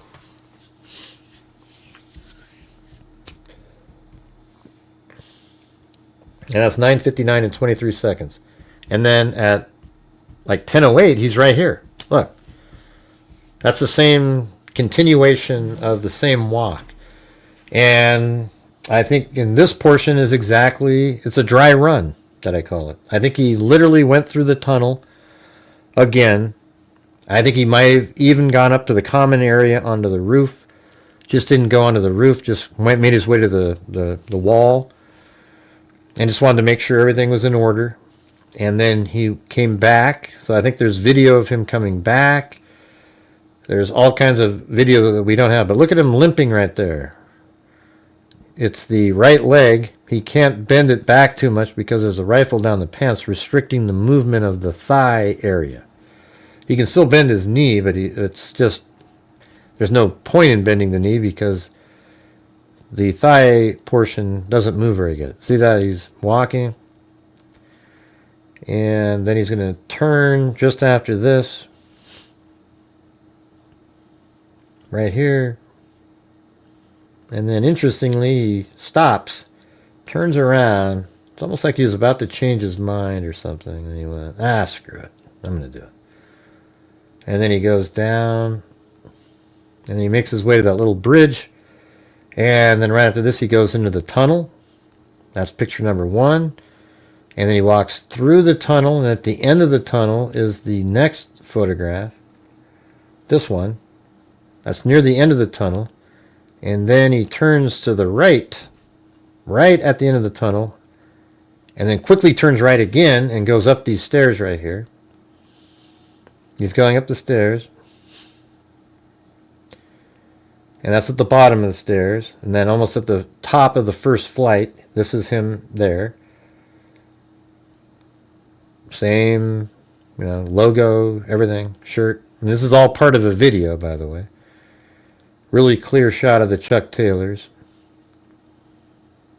And then I think on the next photograph, when he's going up here, you can see right there, I think that might be, I don't know if that's part of the rifle or what that is. Probably not, but could be. It could be. I think it's down the back part of his pants. Now, this is the video of after he got on the roof, he ran over there, and he's in this position. You can even see him moving in the next, when it pans over to the right and then comes back.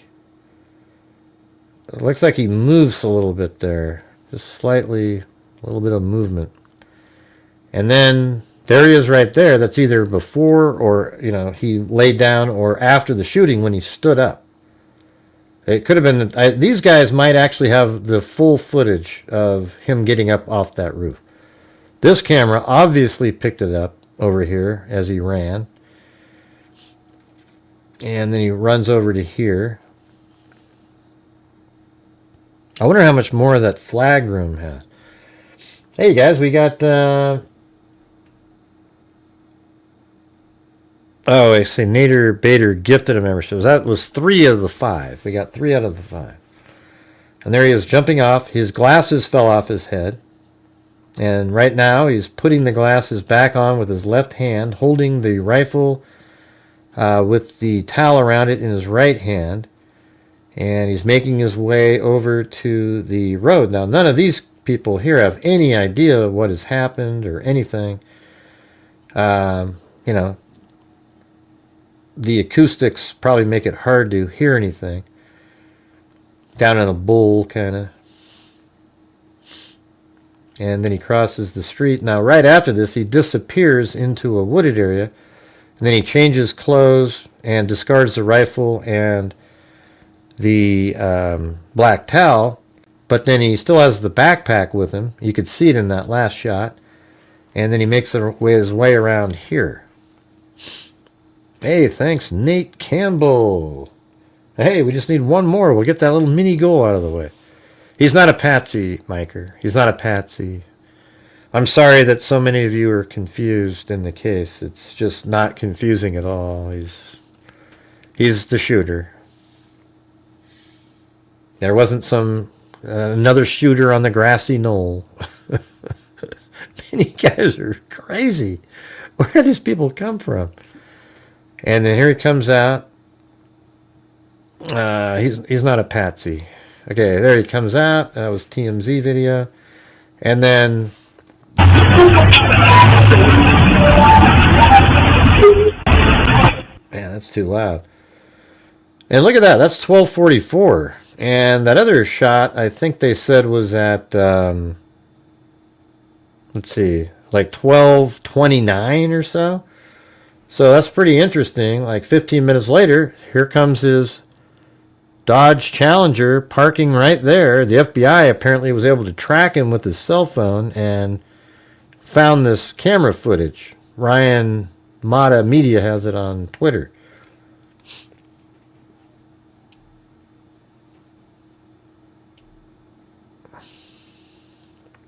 I don't know, but at least they said God bless. So God bless you too.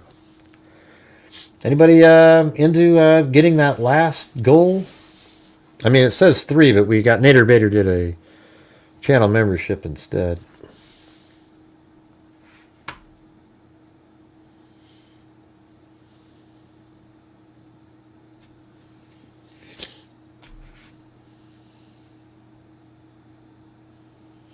I think this guy's gonna. I think there's going to be a plea deal. And they're going to ask Erica Kirk if she's okay with that.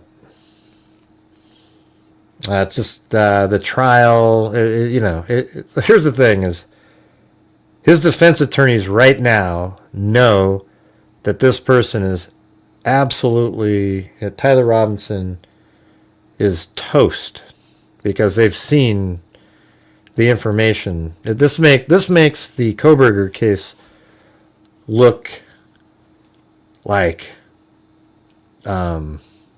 not an open and closed case. I mean, Koberger's case was absolutely a slam dunk. This one is way worse than that one. I mean, it is just like there's nothing in this thing that's confusing. Anything. It's just, he's the guy.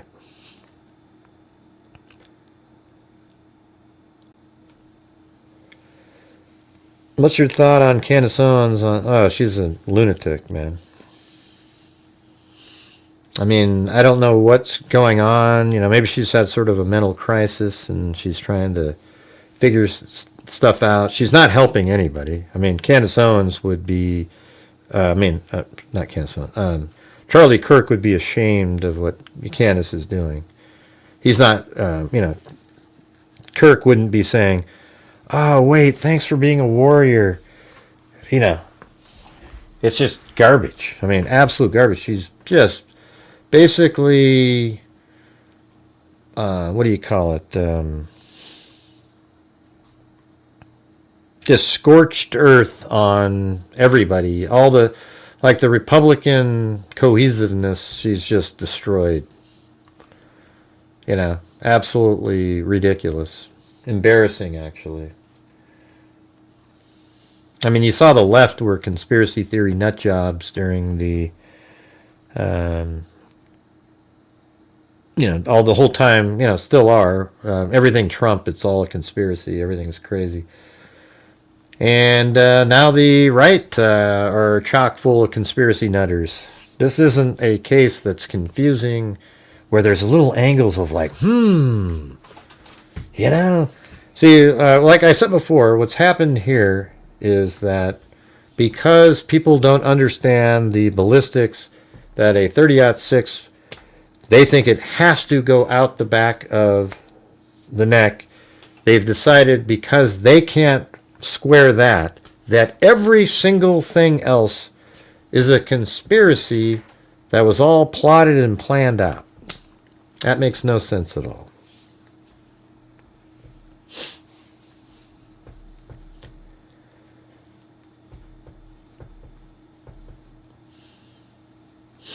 I mean, I like going over it because I like to just, if you find, especially reading the documents, there's always like, oh yeah, look at that. They did mention that.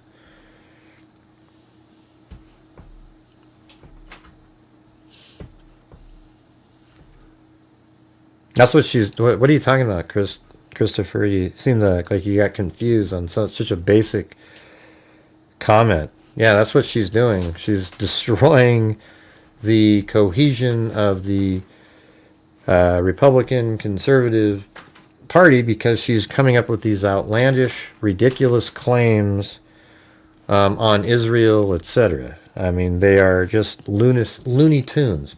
She's not just out there talking about policies she doesn't like. In fact, she never even talks about that. She just spends her whole time saying that because Charlie Kirk seemed to be having questions about Israel lately, that Israel somehow took him out. Instead of thinking, well, why haven't they taken me out? I mean, she's absolutely awful on Israel, and she's still walking around, just because they didn't do it. They had nothing to do with anything. It's crazy.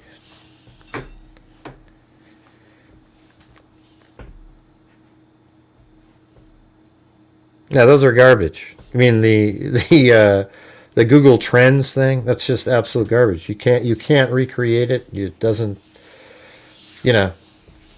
watch what he does and then you go try to do it. It's just bullshit.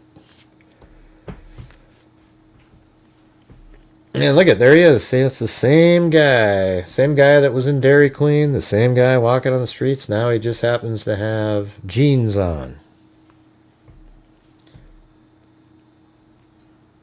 So how much money did Israel give Charlie? I don't know. Who cares? Yeah.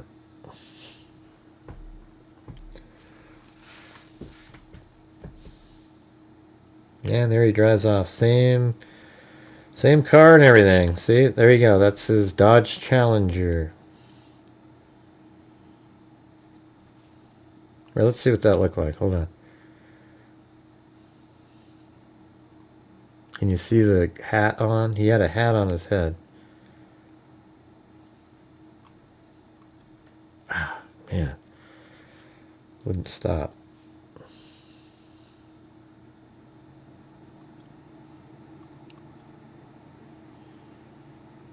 Man, I can't really see it in that one. Yep. Alright, well there you go, you guys. There you have it. Well, we almost got that little mini goal thing there, but didn't quite do it. Man, that was like, tonight I felt like I was just scratching and clawing the whole 3 hours and 42 minutes. And didn't even get to like a regular kind of good night, just sort of a barely scrape by, like a point. It did not take foreign money. I don't know. I don't know. Candace said, I don't know. Somebody said like they were arguing because he got like $2 million or something, and then they took that away, and somehow they're going to take him out because of that. That just. Nobody knows anything Candace says, take with a huge bucket of salt, because you don't know anything that she's saying. She's already said multiple things that are just factually untrue. So then you start wondering at that point. Anyways, thanks to Odysseus at the beginning, then Vicky White. Then we had Wild Bill Wassman, Sommer. And then Brennis Bratt, Wild Bill Wassman, then Lanky Tor gifted 5 memberships, then Joel Burnt, and Wild Bill Wassman, Nader Bader, Aaron Sayers. Then we have Anne-Marie Rector, Michelle H., Jessica Schubach gifted 1, then Lisa Valenzuela, Bruce Holdaway gifted 1, and then Wild Bill Wassman gifted 5. I think that he was matching. Then Aaron Sayers gifted 1, and then Richard Watts, then Viable, then Nader Bader, 6 months, and Lisa Valenzuela Lisa Belson. I don't know why it popped up funny on my screen. Lisa Belson gifted 10, and then Wild Bill Wassman. Then Lisa Belson gifted 5. Then Bruce Holdaway. Then David M. gifted 1. And then I gifted 5. Then Nader Bader. Then Bruce Holdaway. As Levin gifted 1. Nader Bader gifted 1. Bruce Holdaway. Then Nader Bader. And Nader Bader again. And then Wild Bill Wassman. Christine. And then Nader Bader and Nader Bader. Oh, did we? Wait, what happened there? Did we get the all 5? No, just 3. 4, actually. And then we had Lisa Valenzuela with a coffee and Justin with a coffee. And I think that's it. Thank you, Nutter Bader. Nader Bader. These trolls are wild. You should change your name to that just for a week. Call it, say, you're Nutter Bader. But then I wouldn't want to call you a nutter. You're one of the rational people. I can't rap any Ice Cube. I just have the ones that I memorized. Ugh, I'm tired now. Yeah, I already said that. See, that's what people always do. They send me stuff. Like, hey, Greg, yeah, the 28th of August. And I already said it was the 28th of August when the UVU, when Turning Point said that they were going to be there that day.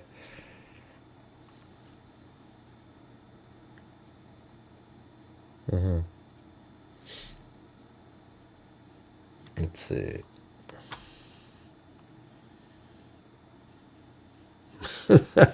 No, I'm not going to do that.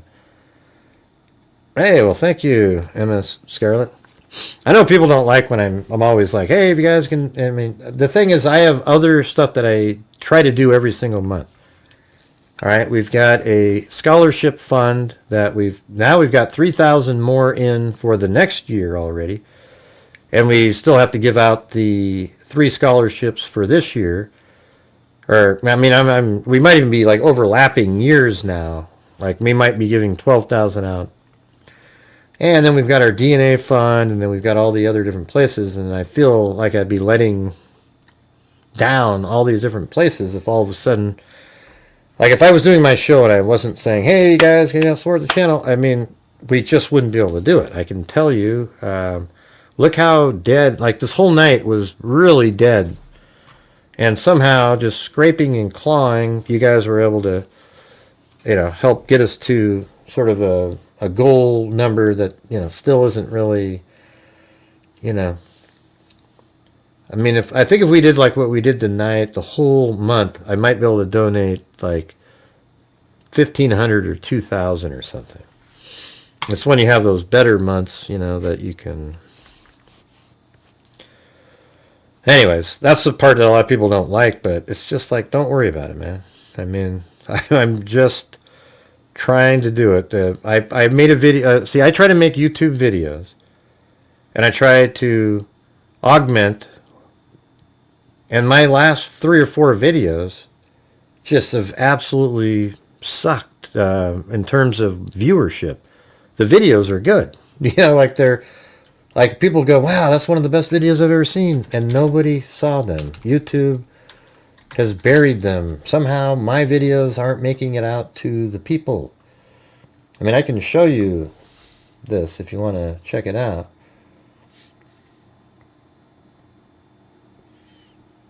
Yeah, like, look at these. These are the last, look at, so right here, back here I was doing pretty good, like. Some of these had 22,000, 22, 13, 13, 15, 7, 8, and then all of a sudden, okay, that one got 28, and then 25, and then 6,000, 12, 9, and then look at just from there, 5, 4. This one was just a new surveillance footage, so of course that one. But then look at these, 4, 3, and then 1,000, like the one today has 1,431 views. How is that even possible on a channel with almost 180,000 subscribers on a case that I've covered the whole time and should be in the algorithm? I mean, look at this thing here. Like, I'll show you the actual numbers are 1,500 views with -2. Like, the video I put out today got -2 subs. Like, they thought it was so shitty that they literally unsubscribed while watching it. And it's just dead. 28 views an hour now. It's just, are you kidding me? How is that even a thing here? So I don't know what's happening here. And so I'm really struggling to, if I made this video right here, you guys, I'll show you the revenue tomorrow. It'll be like $4, okay? Maybe $5. This number here, 171 hours of watch time is horrendous. I mean, if you get 1,000, you might make $40. So I'll show you what the number is. It's, I mean, I know you guys, it's not your issue. Hey, thanks, Veronica.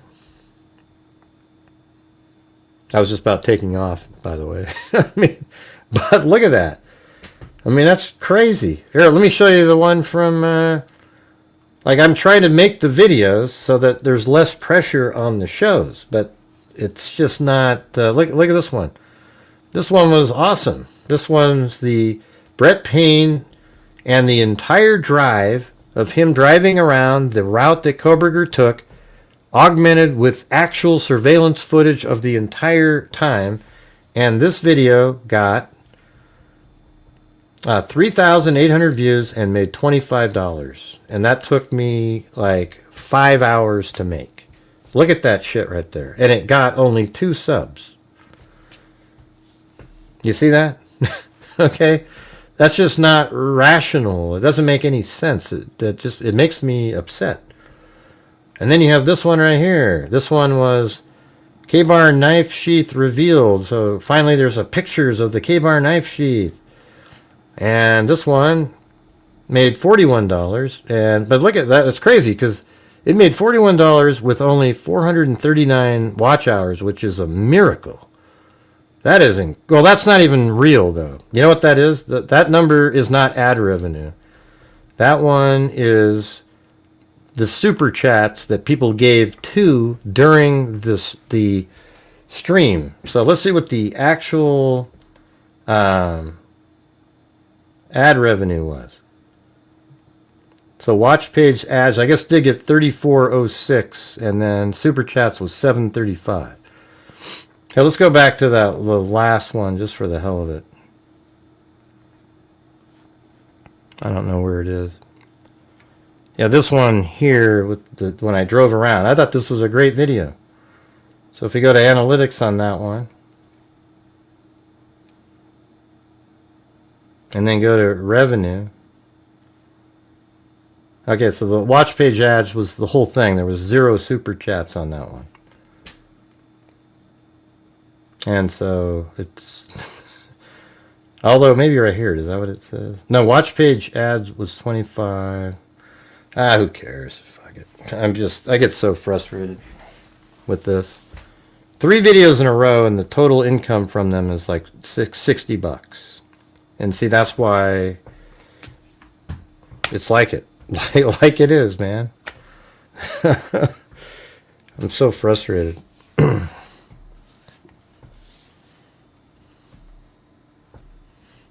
Yeah, and we all think that Tyler could have had help on the side. He could have, in Discord, talked to somebody, maybe say, oh, yeah, there's this really good, you know, who knows? But Tyler Robinson is the shooter, and do not give an out. Like, if he had help in some way, do not give an out to the clowns who've been saying that the gunshot came from a different angle, the Israelis did it, this and this and this and this and this and this. Okay, don't go, well, you were kind of right. No, they weren't right at all. Okay?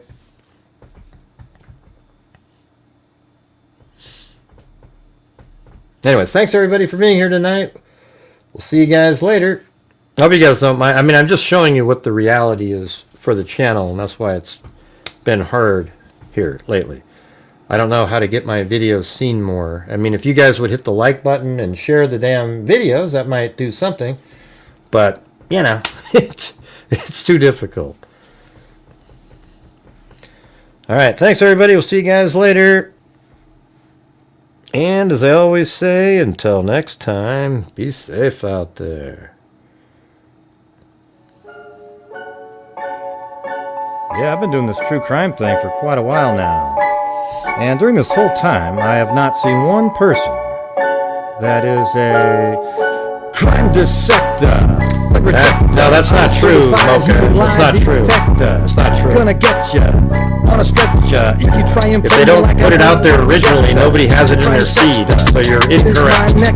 I know how it works. Gonna give another lecture. Crime collector, freak connector, and I'm always gonna be a pup protector, fool deflector, interceptor, and I'm meaner than a spectre with a vector on his spectre.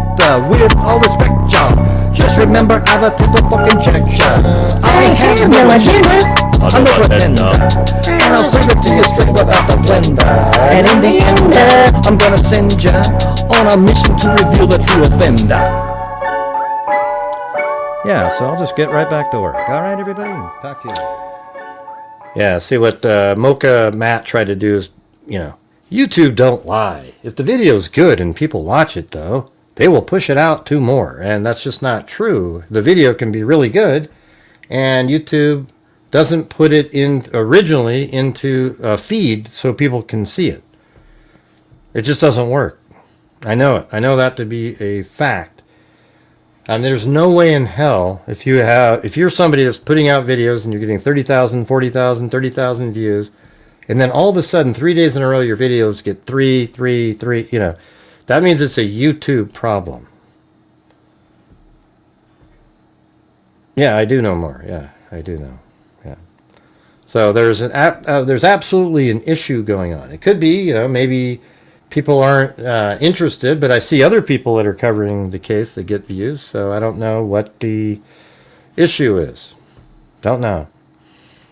So anyways, thanks everybody for being here. We'll see you guys later. And as I always say, until that next time, be safe out there.